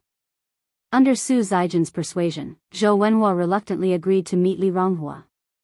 Yang was discussing skincare with Li Ronghua when a young man and woman suddenly walked by. The woman enthusiastically greeted, "Sister Ronghua." Li Ronghua was stunned. After all, she had just experienced betrayal last night, and seeing this shameless couple so soon took her by surprise. "Sister Ronghua, you're not still mad at Wenhua and me, are you? It's all in the past now. I hope you can let it go. After all, there are many good men out there besides Wenhua." Su Zijin's voice was so soft that it made Li Ronghua shiver all over. Even though she had decided to be strong, facing the aggressive Su Zijin, she still lacked a bit of confidence. The illiterate elementary school graduate left an invisible tight hoop of shame around her head, making her feel inferior in front of this legitimate college student. Yang slightly raised her eyebrow. "So you are that third wheel, Su Zijin. Then you must be that freeloading, heart-stealing Chen Shimi, Zhou Wenhua, right?" As she said this, Yang glanced at Zhou Wenhua. Zhou Wenhua had a face that fit the image of a scumbag. No wonder he was able to juggle women. Caught by Yang's sudden gaze, Zhou Wenhua was stunned, unable to respond to Yang's insults. This girl is too beautiful. Is she Li Ronghua's relative or friend? How come he didn't know that Li Ronghua has such a beautiful girl around her? He used to think that Su Zijin was the most beautiful girl in the world, but standing in front of Yang, Su Zijin seemed invisible. "How could you talk like that? Don't you have any manners?" Su Zijin argued indignantly. "Oh really? So stealing someone else's boyfriend shows good manners?" Yang responded with a faint smile. The mall was crowded. Hearing Yang's words, many people chose to stop in their tracks and stay to watch the drama unfold. TSK, TSK, TSK. This girl is really shameless. She actually stole someone else's boyfriend. The onlookers pointed at Su Zijin and mumbled amongst themselves. Su Zijin, a simple college girl, had never been through anything like this. That's not true. I didn't. You're just spouting nonsense. Zhou Wenhua finally snapped out of it and shielded Su Zijin behind him. Comrade, I know you're trying to speak up for Li Ronghua, but this situation has nothing to do with Zijin. We're together because of love. Ni Yang retorted, what about Sister Ronghua? When you were double-timing Sister Ronghua with Su Zijin, have you ever thought about how she felt? And you, Su Zijin, you knew Zhou Wenhua had a girlfriend but still got involved with him. Do you have any shame at all? Ni Yang's words were hard-hitting. She ripped off the glamorous facade of Zhou Wenhua and Su Zijin, exposing their ugly sides to everyone, leaving them with no dignity at all. Su Zijin turned pale, without any strength to fight back. She could be arrogant in front of Li Ronghua, looking at Li Ronghua as if she were a pitiful creature. But now, the one standing in front of her was Ni Yang. What a disgrace to our Zhou family. That woman's surname is Su. My surname is also Su. She embarrasses us, Su Zijin. What an ugly name. And Zhou Wenhua's name isn't much better. He's a cultured person, but he could do such a shameless thing. The crowd around them pointed fingers and whispered. Zhou Wenhua's face changed colors as he said, there was no love between Li Ronghua and me. We now have the freedom to love, and love can't be forced. You shouldn't still be clinging on to me. Zhou Wenhua wanted to put all the blame on Li Ronghua. How could Ni Yang let him succeed? Clinging on to you? That's a joke. Think about who was clinging on to whom. And who came here first to pick a fight? You're a freeloader and now you want to bite back? Do you think Sister Ronghua is easy to bully? Zhou Wenhua had never argued with anyone before. At this moment, his face was flushed with exasperation.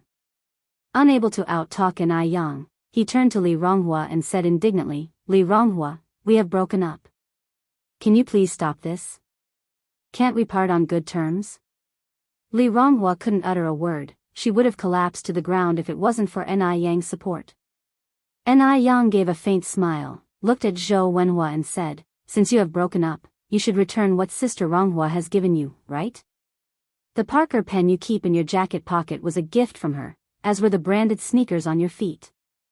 Over the years, your tuition, miscellaneous fees, and living expenses have all been paid by Sister Ronghua. You are not planning to welsh on your debts, are you? Oh, and by the way. Yesterday afternoon, you took a bottle of Ice YU Whitening Moisturizer from Sister Ronghua. You've been freeloading off her for years, so you should at least pay her back, with interest. The onlookers became very excited at this point. My goodness. This guy is so shameless. Taking so much from the girl without a second thought. He's practically a real-life chinshimi. And he's a college student. Seems like he fed all his books to a dog. The girl was so kind to him and he dared to cheat. Listening to the surrounding chatter, Zhou Wenhua's face turned from pale to green and then red, as if it was a color palette. It made for a rather amusing sight. He felt his manly dignity being stepped on and ruthlessly trampled upon. Indeed, he had been funded by Li Ronghua over the years. But that was Li Ronghua's choice all along. Why should he tolerate this humiliation because of her now? Su Zikin's face darkened as well. She had never dealt with such humiliation before. Ni Yang continued, Zhou Wenhua, you're not planning to ditch your debts as a college student, are you? If you dare, it'll take Sister Ronghua to meet your teachers and classmates. Let them judge who's right and wrong. We must get justice for Sister Ronghua. How could something that couldn't be mentioned in public be escalated to the school? Out of mortification and rage, Zhou Wenhua removed the pen from his chest pocket. Take this back. Ni Yang glanced at his feet. What about that one? Zhou Wenhua took off his shoes. Ni Yang looked at the shoes on the ground, kicked them casually, and before anyone could react, the shoes ended up in a trash can 10 meters away. Bang! There was a collective gasp from the crowd. That was amazing. Rather toss the shoes in the trash than give them back to this freeloader. What a spirit of vengeance. Can I leave now? Zhou Wenhua wanted nothing more than to leave this humiliating place immediately. Yang spoke casually, what about the money? Or have you decided not to pay back what you owe Sister Ronghua? Zhou Wenhua emptied all the cash from his pockets and handed it to Yang, eager to cut all ties with Li Ronghua immediately. Yang counted the money, clicking her tongue, only 50 yuan? Sister Ronghua supported you for 5 years, which would be around 1,000 yuan at 200 yuan per year. 50 yuan can barely cover the interest. Don't go too far. Zhou Wenhua gritted his teeth, Li Ronghua, if you continue this way, be careful that I will never forgive you in my life. He didn't believe that Li Ronghua would forget him that quickly. Li Ronghua would surely not insist on him repaying 1,000 yuan. Li Ronghua looked at Zhou Wenhua, her lips trembling. It wasn't until today that she saw Zhou Wenhua for what he truly was. She blamed herself for being blind all these years. Falling for a man as ruthless and selfish as him. Are you angry because you are embarrassed? Yang smiled faintly, from what it seems, you want us to go to school and have your teachers and classmates judge this, right? Zhou Wenhua was momentarily speechless. What exactly do you want? Yang handed Zhou Wenhua a pen and a piece of paper. If you don't have the money now, write an IOU for Sister Ronghua for the time being. Zhou Wenhua took the pen and paper.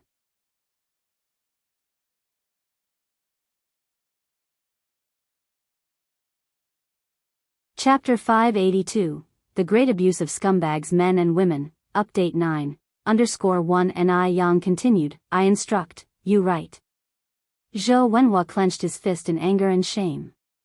Borrower Zhou Wenhua, due to financial distress, borrowed 1,000 renminbi from lender Li Ronghua on August 2, 1984, Yang said before reminding him, remember to write 1,000 in capital letters. Zhou Wenhua's face was full of humiliation. His hand holding the pen was trembling.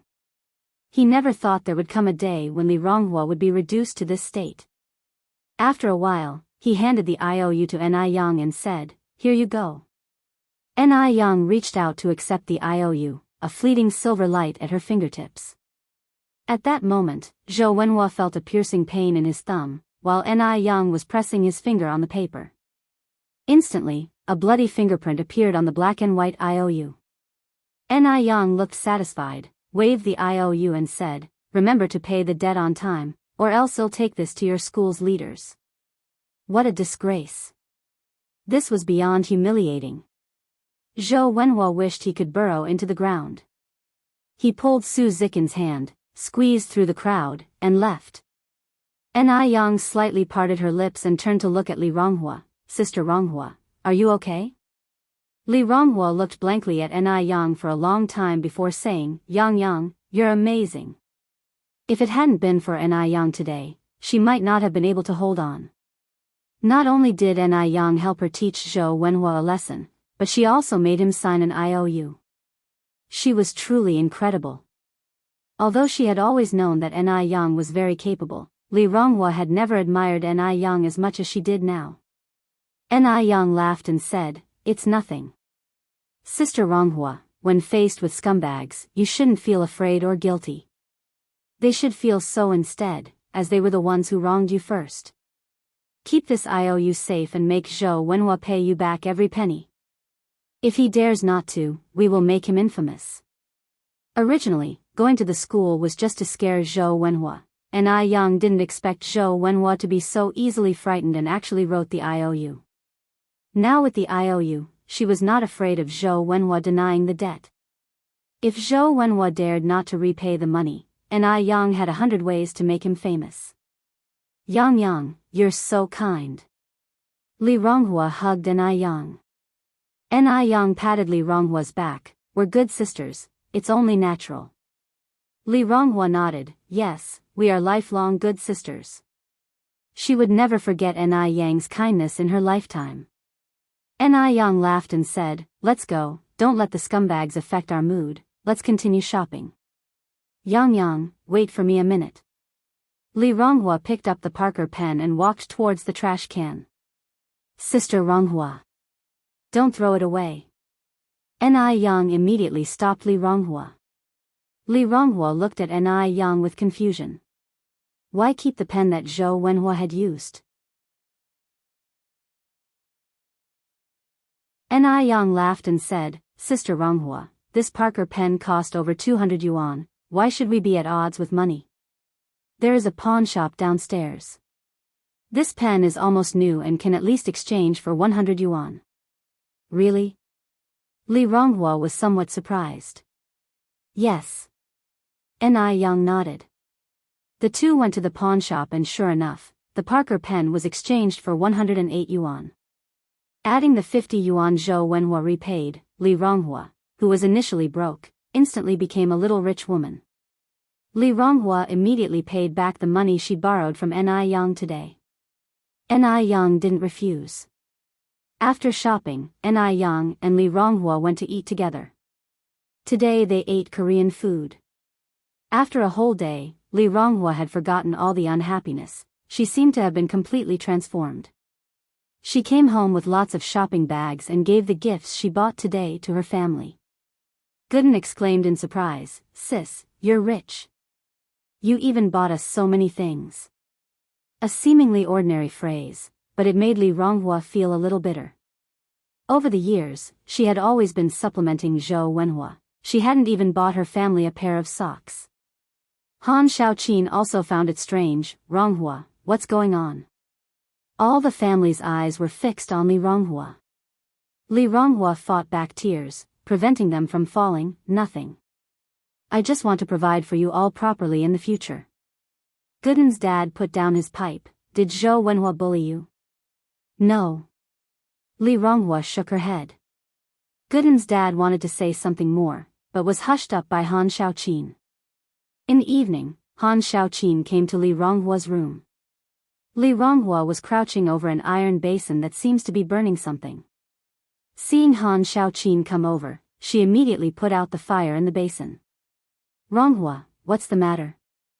Mom, why are you here? Li Ronghua seemed a bit awkward as she got up.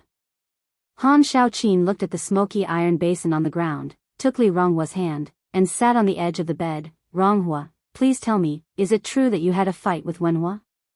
Such things, despite being temporarily hidden, can never be held back forever. Sooner or later, they need to be laid on the table. Li Ronghua nodded. Mom, we broke up. Broke up? Han Xiaoqin was somewhat surprised. Li Ronghua was her daughter. She knew how much Li Ronghua liked Zhou Wenhua, and the many sacrifices she had made over the years for him. Li Ronghua affirmed with a nod. Han Xiaoqin then asked, what happened exactly? Why would you break up? What about all the sacrifices you've made over these years? Are they wasted, just like that? Although she had an unfavorable view of Zhou Wenhua now, she still felt sorry for her daughter. Li Ronghua went through the entire story. Han Xiaoqin began by cursing Zhou Wenhua. She then expressed her relief. Thank goodness Yang Yang was there. Otherwise, you would have suffered a terrible loss. You'll learn from this experience. Be more careful when you choose your next boyfriend. 1,000 yuan was a large sum during this period. At least Li Ronghua didn't lose everything, which was somewhat comforting. Li Ronghua nodded. I understand, Mom. Han Xiaoqin glanced out the window and continued, then I'll go back to my room. Mom, Li Ronghua stretched out her hand and grabbed Han Xiaoqin's hand. What's wrong? Han Xiaoqin turned back to her. Li Ronghua then said, Mom, would you sleep with me tonight? Okay, Han Xiaoqin nodded in agreement. This was the first time since she was grown up that Li Ronghua had shared a bed with her mother. Li Ronghua felt like she had returned to her childhood. The mother and daughter lay in bed, chatting about lots of intimate matters. At Ni families. After Ni Yang returned, Ni Tsuihua couldn't wait to inquire about Li Ronghua. Ni Yang smiled and said, Don't worry, Sister Ronghua is okay. That's good, Ni Tsuihua nodded. Ronghua is a good girl, a bit naive. I didn't expect that she would encounter such a man. It's fortunate she didn't marry him. If they had married, it would have ruined the life of Li Ronghua. Half a month flew by in a blink of an eye. In M country, the condition of Caroline's skin had been improving recently. The most noticeable changes were that her crow's feet and forehead creases had faded, and even her skin had become whiter. She looked more than 10 years younger. Wherever she went, people would ask her which skincare products she used. Caroline smiled and said, "This skincare product is called Ice's Jade Skin. However, you can't buy it here. You need to go China to get it." "Is it a skincare product produced in China?" "Yes." Caroline nodded. She absolutely trusted Ice's Jade Skin now. "So where did you buy it? Can you help me get a set?" Caroline regretfully said, "That may not be possible. Someone else gave this to me as a gift." "Oh, I see." Seeing that there was not much wrinkle cream left in the bottle, which was enough for only 3 months, Caroline immediately went to find Annie. When Annie saw Caroline, she was also taken aback. "Oh, my dear. You look so much younger." Caroline smiled and said, "Thanks to the bottle of wrinkle cream you gave me." "Dear, would you help me buy a few more bottles?" Money is not a problem. This product was so good that she would willingly spend all her fortune on it. Annie was surprised. "Is that wrinkle cream really that amazing?" Caroline pulled Annie towards the mirror. "Of course. Just look at my face." In the mirror, 2 contrasting faces were reflected. One showed signs of aging, with numerous lines and wrinkles. The other appeared radiant, with full vitality. Annie was about the same age as Caroline. They used to look similar, but now, it seemed as if Annie had aged overnight. Caroline continued, "My dear, you don't have to believe in Ice's Jade Skin, but I do. I am so thankful that it was you who introduced me to such an amazing product. You must help me bring back a few more bottles."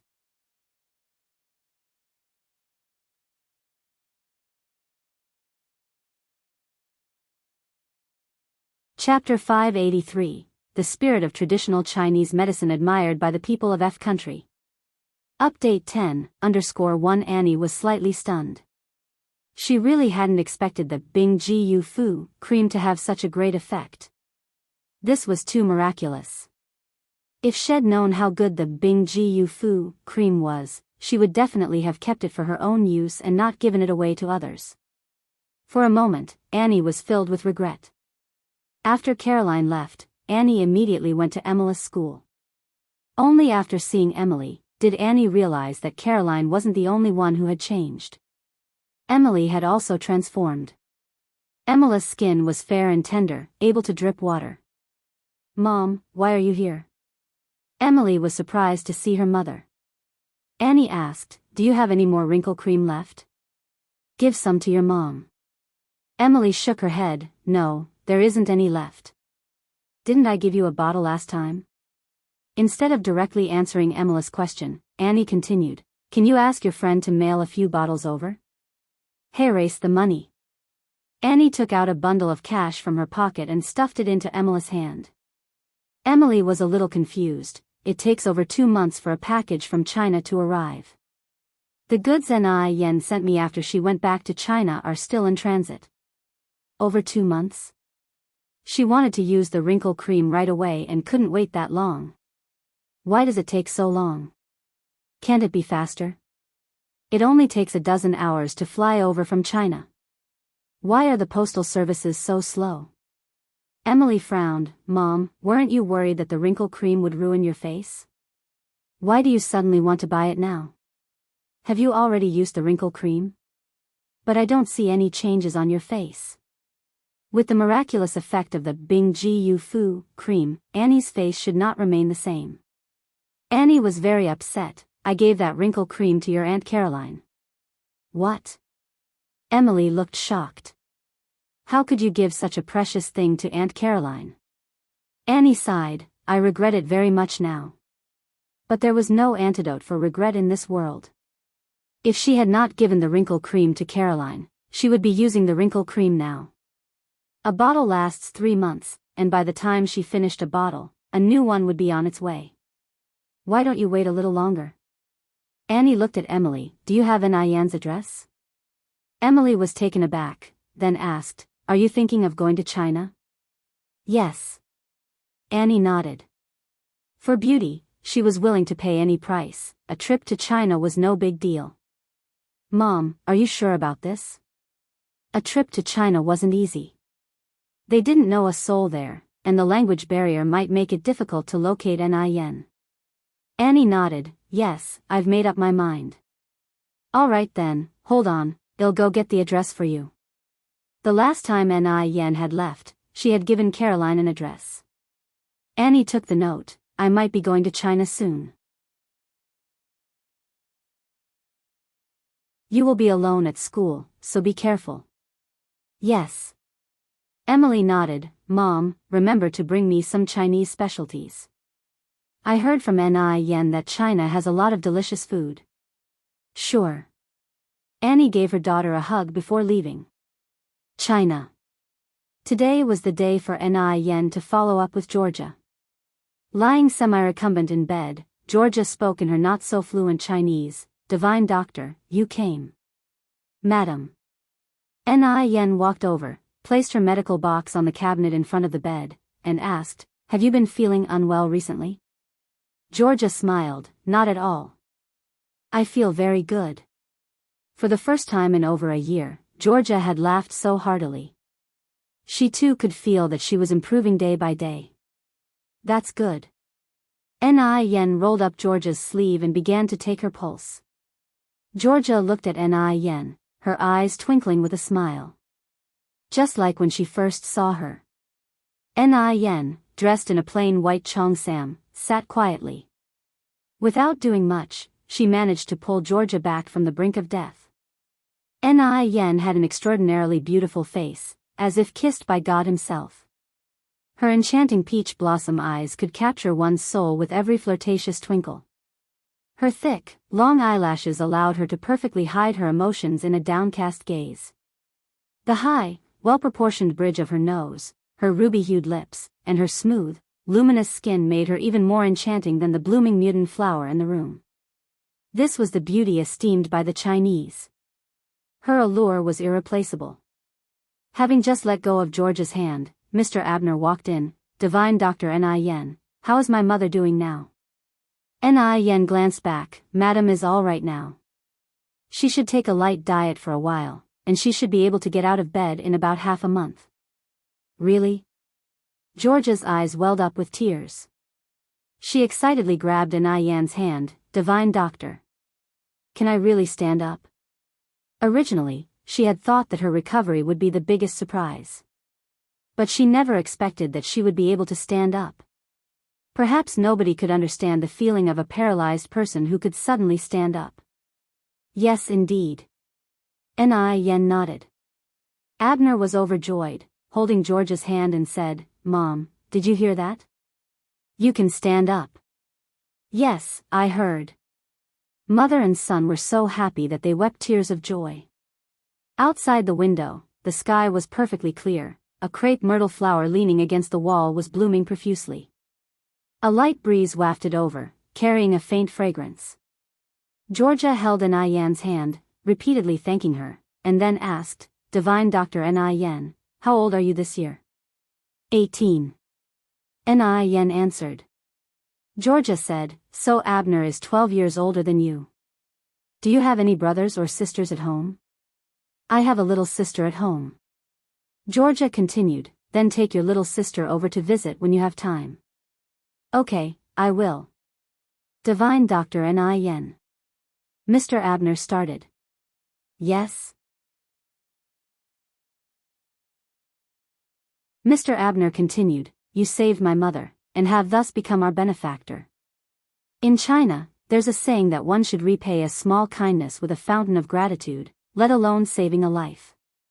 This is a token of gratitude from my mother and I. Please do accept it. No sooner had he finished this sentence than a servant brought over a small briefcase. Mr. Abner walked over and opened the briefcase. It was filled entirely with USD. Even though Nin had seen much of the world in her previous life, she was still slightly startled. Mr. Abner, I cannot accept this money. Ni Yen spoke lightly. Why? Mr. Abner was a little puzzled. Did Ni Yen think the amount was too little? This sum added up to 500,000 US dollars, amounting to 4 million RMB. It shouldn't be too small for Ni Yen. Georgia, who was in bed, was also somewhat confused. Ni Yen continued, my master's teaching was, a doctor does not distinguish between the rich and the poor. A doctor should cure the diseases of the sovereign, rescue the poor and destitute, and take good care of his health to be able to save others. If I accept such a large amount of money today, no one will dare to invite me to do medical consultation in the future. If my master knew about this, he would certainly be disappointed. So, I cannot accept this money. Ni Yan's master was a very good practitioner of traditional Chinese medicine. When Ni Yan first escaped from Dam Village, the first people she met were her master and his wife. If not for them, Ni Yan wouldn't have such brilliant medical skills, let alone thrive so smoothly in Beijing. The primary reason why Ni Yan chose Beijing as her first destination was to make money and thrive. The second reason was because of her master. In Ni Yan's past life memory, her master and his wife had only one son who died in a premeditated revenge incident. Each remembrance of their son caused a flood of tears from her master and his wife, leading to their premature deaths in their 60s. When Ni Yan met them in her past life, their son was already gone. All that was left for them was a black and white photograph, with the clear date of his tragic end recorded at the back. What Ni Yan was now determined to do was to rescue him from that premeditated revenge. In this life, Ni Yan would not let her master and his wife endure the pain of losing a child again. The time of that tragic incident involving the elder brother she never met was fast approaching. Ni Yan was prepared for that moment. Mr. Abner looked at Ni Yan, and his eyes were full of respect. He thought, maybe this was the spirit of traditional Chinese medicine. Compared to the exorbitant fees of Western medicine, the spirit of traditional Chinese medicine was truly admirable.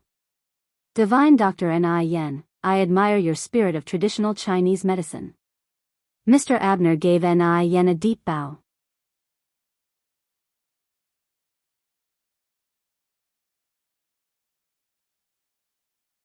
Chapter 584, Are You Dia? 11 updates, _1 This was Mr. Abner's first time admiring someone so much. And also the first time he fell in love with a country. He had always heard about the profoundness of Chinese culture, this time, he experienced it firsthand. You flatter me, I am merely carrying on my master's teaching, Ni Yang said with a faint smile. Yang. Georgia looked at Ni Yang, may I call you that? You may. Ni Yang nodded. I really like you. I don't have many friends in China, can I come to talk to you often after I recover? Georgia asked. Ni Yang nodded, of course, I'd be very happy to. Hearing Ni Yang's response, Georgia was very pleased. After Ni Yang left, Georgia turned to Mr. Abner. Abner, I want to discuss something with you. Mom, go ahead, Mr. Abner replied. I want to recognize a younger sister for you, Georgia continued. Is it Ni Yang? Mr. Abner seemed to have guessed his mother's intention. Georgia nodded, yes. Georgia truly liked Ni Yang. Hearing that it was customary in China to recognize goddaughters, she had this idea in mind. If such a pretty girl could become her goddaughter, she would wake up laughing even in her dreams. Of course, she would need to get her son's consent before proceeding. Abner, would you mind? Georgia continued to ask. Having such an excellent sister would undoubtedly be fine for Mr. Abner, the question is whether Ni Yang would agree? Georgia replied, after I recover from my illness, I will visit Ni Yang's home personally. This sort of matter would undoubtedly require discussion with Ni Yang's family. Georgia was not the type to neglect propriety. Mr. Abner nodded. After leaving the manor, Ni Yang went to the training class. With over a month passing by, the training effect was very good, and the front-of-house staff could start working at any time. The executive chefs were also busy tasting dishes and discussing the names of the dishes. As Ni Yang's restaurant aims for a higher-end market, the names of the dishes couldn't be too plain. For example, spread your wings is the name for chicken wings slow-cooked over low heat. Gold branches and jade leaves refers to stir-fried meat with green and red peppers. Galloping across the world signifies braised pork trotter. While they were discussing the names, Ni Yang sat aside, occasionally giving some suggestions. As for the taste of the dishes, with Ni Yang's secret recipe, even a simple fried vegetable dish has its unique flavor. The chefs were very skilled, and with Ni Yang's secret recipes, the dishes would exude an incredible aroma as soon as they were served at the table. Miss Ni, could you try this and tell us how it tastes? The head chef passed the chopsticks to Ni Yang. Ni Yang stood up and took a piece of fish. The taste is good. But we need to rethink the way of plating and the portion size.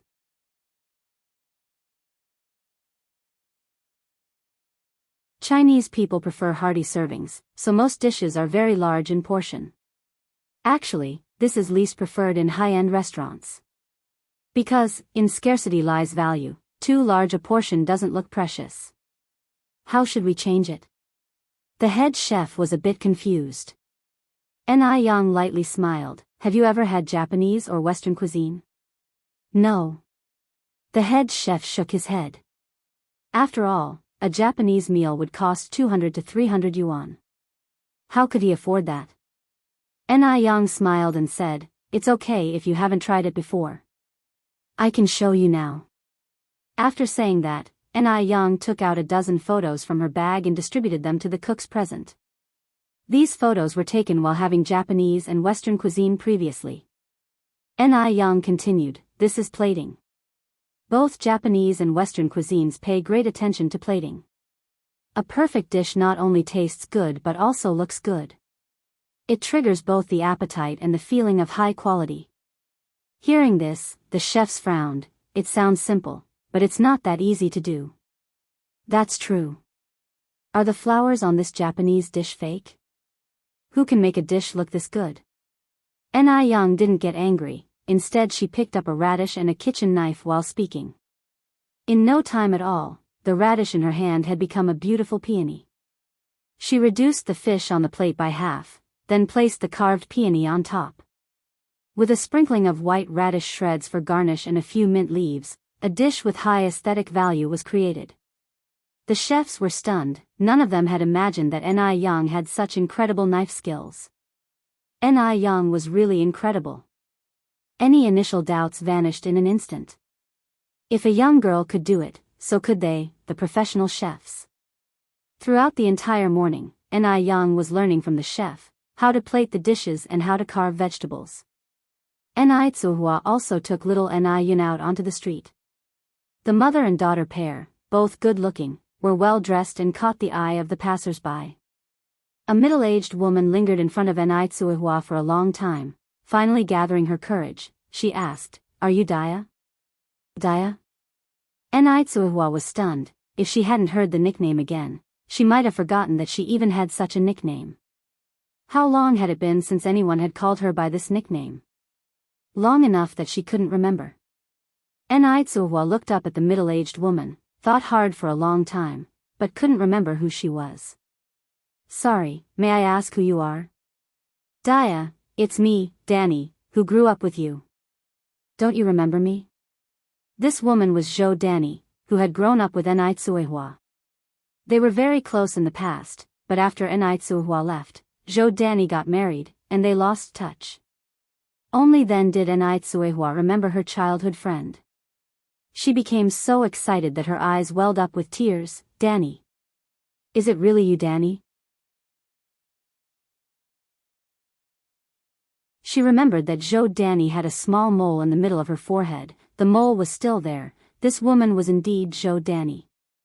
Zhou Danny was also very excited. She hugged Ni Tsuhua. Daya, I never thought we would meet here.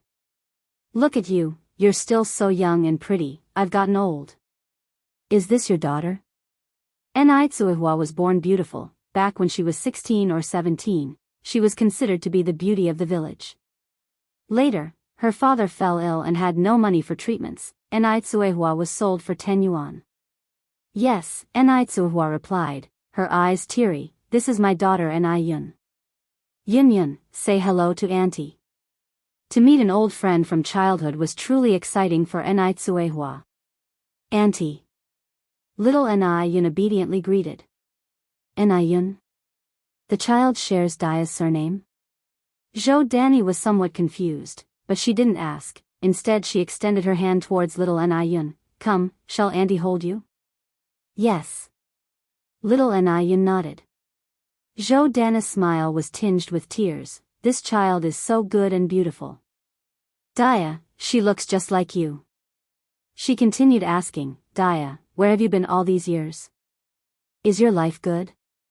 Enai Tsuhua sighed, it's a long story. Let's find somewhere to talk about it. Zhou Danny nodded, I live nearby, can we talk at my home? Danny, you also live in Beijing? Enai Tsuehua expressed surprise. Zhou Danny embarrassingly confessed, Daya, I'm not afraid you'll laugh. My husband is doing some peddling, he's a self-employed business owner. We're renting on Witter Street. Self-employed business owner was deemed as the least possible way of making a living in that era. Enai Tsuhua responded, what's there to laugh at? My daughter is also a self-employed business owner, in a way, we are in the same line of work. Zhou Danny was surprised, your daughter, she is 3 years old, right? Enai Tsuhua laughed as she explained, I'm referring to my eldest daughter Enai Yang, she's already 18 this year, and this is my youngest daughter. Oh, I see. They walked and chatted. Soon, they arrived at Zhou Danny's home. Zhou Danny also rented an apartment in Xihyuan. The house was tidy. As it was during the summer vacation, all her kids were home. Dashuan, Ershuan, Sanchuan, Xiaoshuang, come here, come. For children all ran over. Zhou Danny continued, this is your Daya auntie, she grew up with me, greet her. Hello, auntie.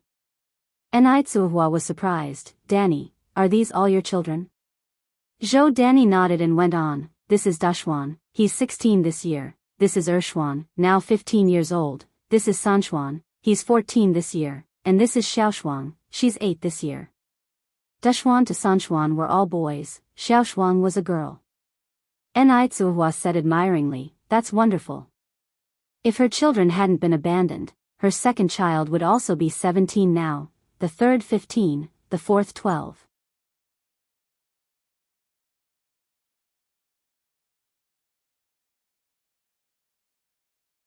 Chapter 585, Old Friends Meet, 12 more updates, _1 I don't know if I'll ever see those 3 poor children again in this life. Zhou Danny laughed, what's so great? It's usually very troublesome. I have to buy everything in 4 portions. If someone gets more or less, they will quarrel and say it's unfair, and they often fight. Having many children brings many troubles, but most of these troubles are happy ones. Zhou Danny continued, now I'm going to go inside and chat with your Aunt Daya. Are you guys okay with taking care of your little sister Yun? Sure, sure. Little Enai Yun is very cute, and everyone likes her very much. Watching Enai Yun go with the children, Zhou Danny continued, you can trust them with Yun. Let's go inside to chat. Okay. Enai Tsuehua nodded and followed Zhou Danny into the house. Zhou Danny's husband may be running a small business, but after all, there are 4 children to feed in the house. Plus, the business is not particularly good. The money he earns is barely enough. Their lives are very ordinary and are the type that can only afford meat during the holidays. But to Zhou Danny, Enai Tsuehua is a guest of honor. After making Enai Tsuehua sit down, Zhou Danny walked into the house, saying, Daya, wait for me. I'm going to get you a treat. After a while, Zhou Danny came out with a fresh tangerine and handed it to Enai Tsuehua. Enai Tsuehua knew that this must be the most precious thing in Zhou Danny's house and quickly declined, Danny, we're like sisters, so you don't need to be so kind to me. Save this tangerine for the children. You eat. We have plenty at home. Daya. You'll be too formal if you don't eat it.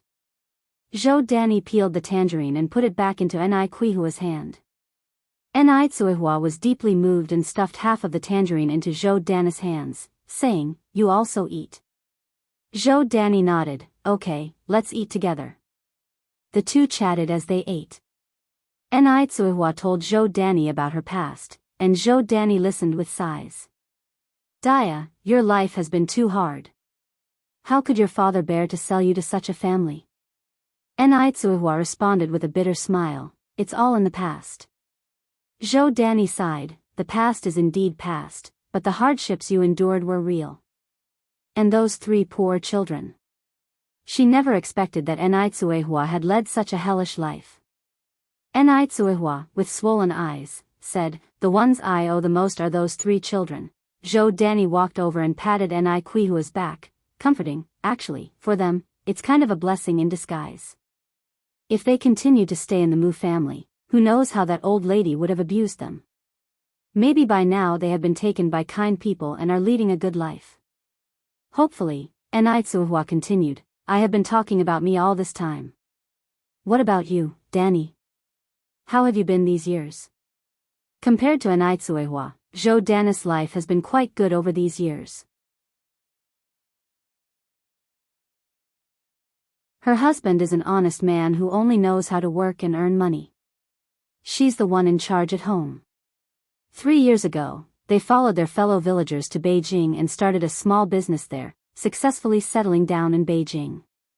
Although they don't earn much money and their life is tight, it's at least happy because their family is together. The two chatted for a long time, and before they knew it, it was evening. Zhou Danny's husband returned after closing his stall. Zhou Danny introduced Enrich, "Old Zhao, this is Dia I often talk to you about. We grew up in the same village." Old Zhao, a man who looked very honest from his face, greeted Enrich.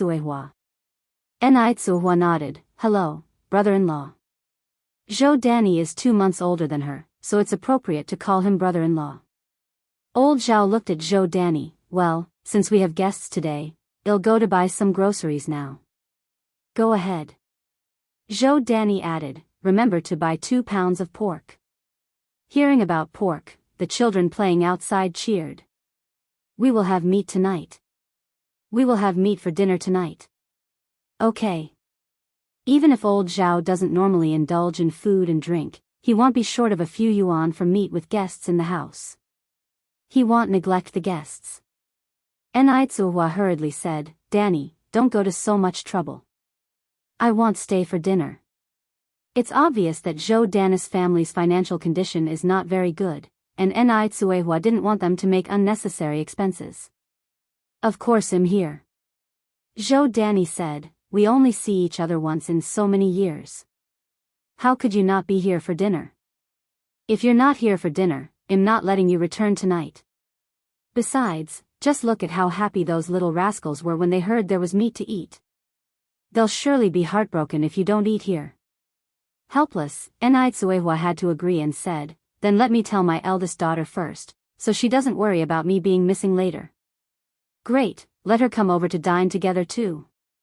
Enrich went to the door of the training class and waited for about 10 minutes before she saw Yang coming out.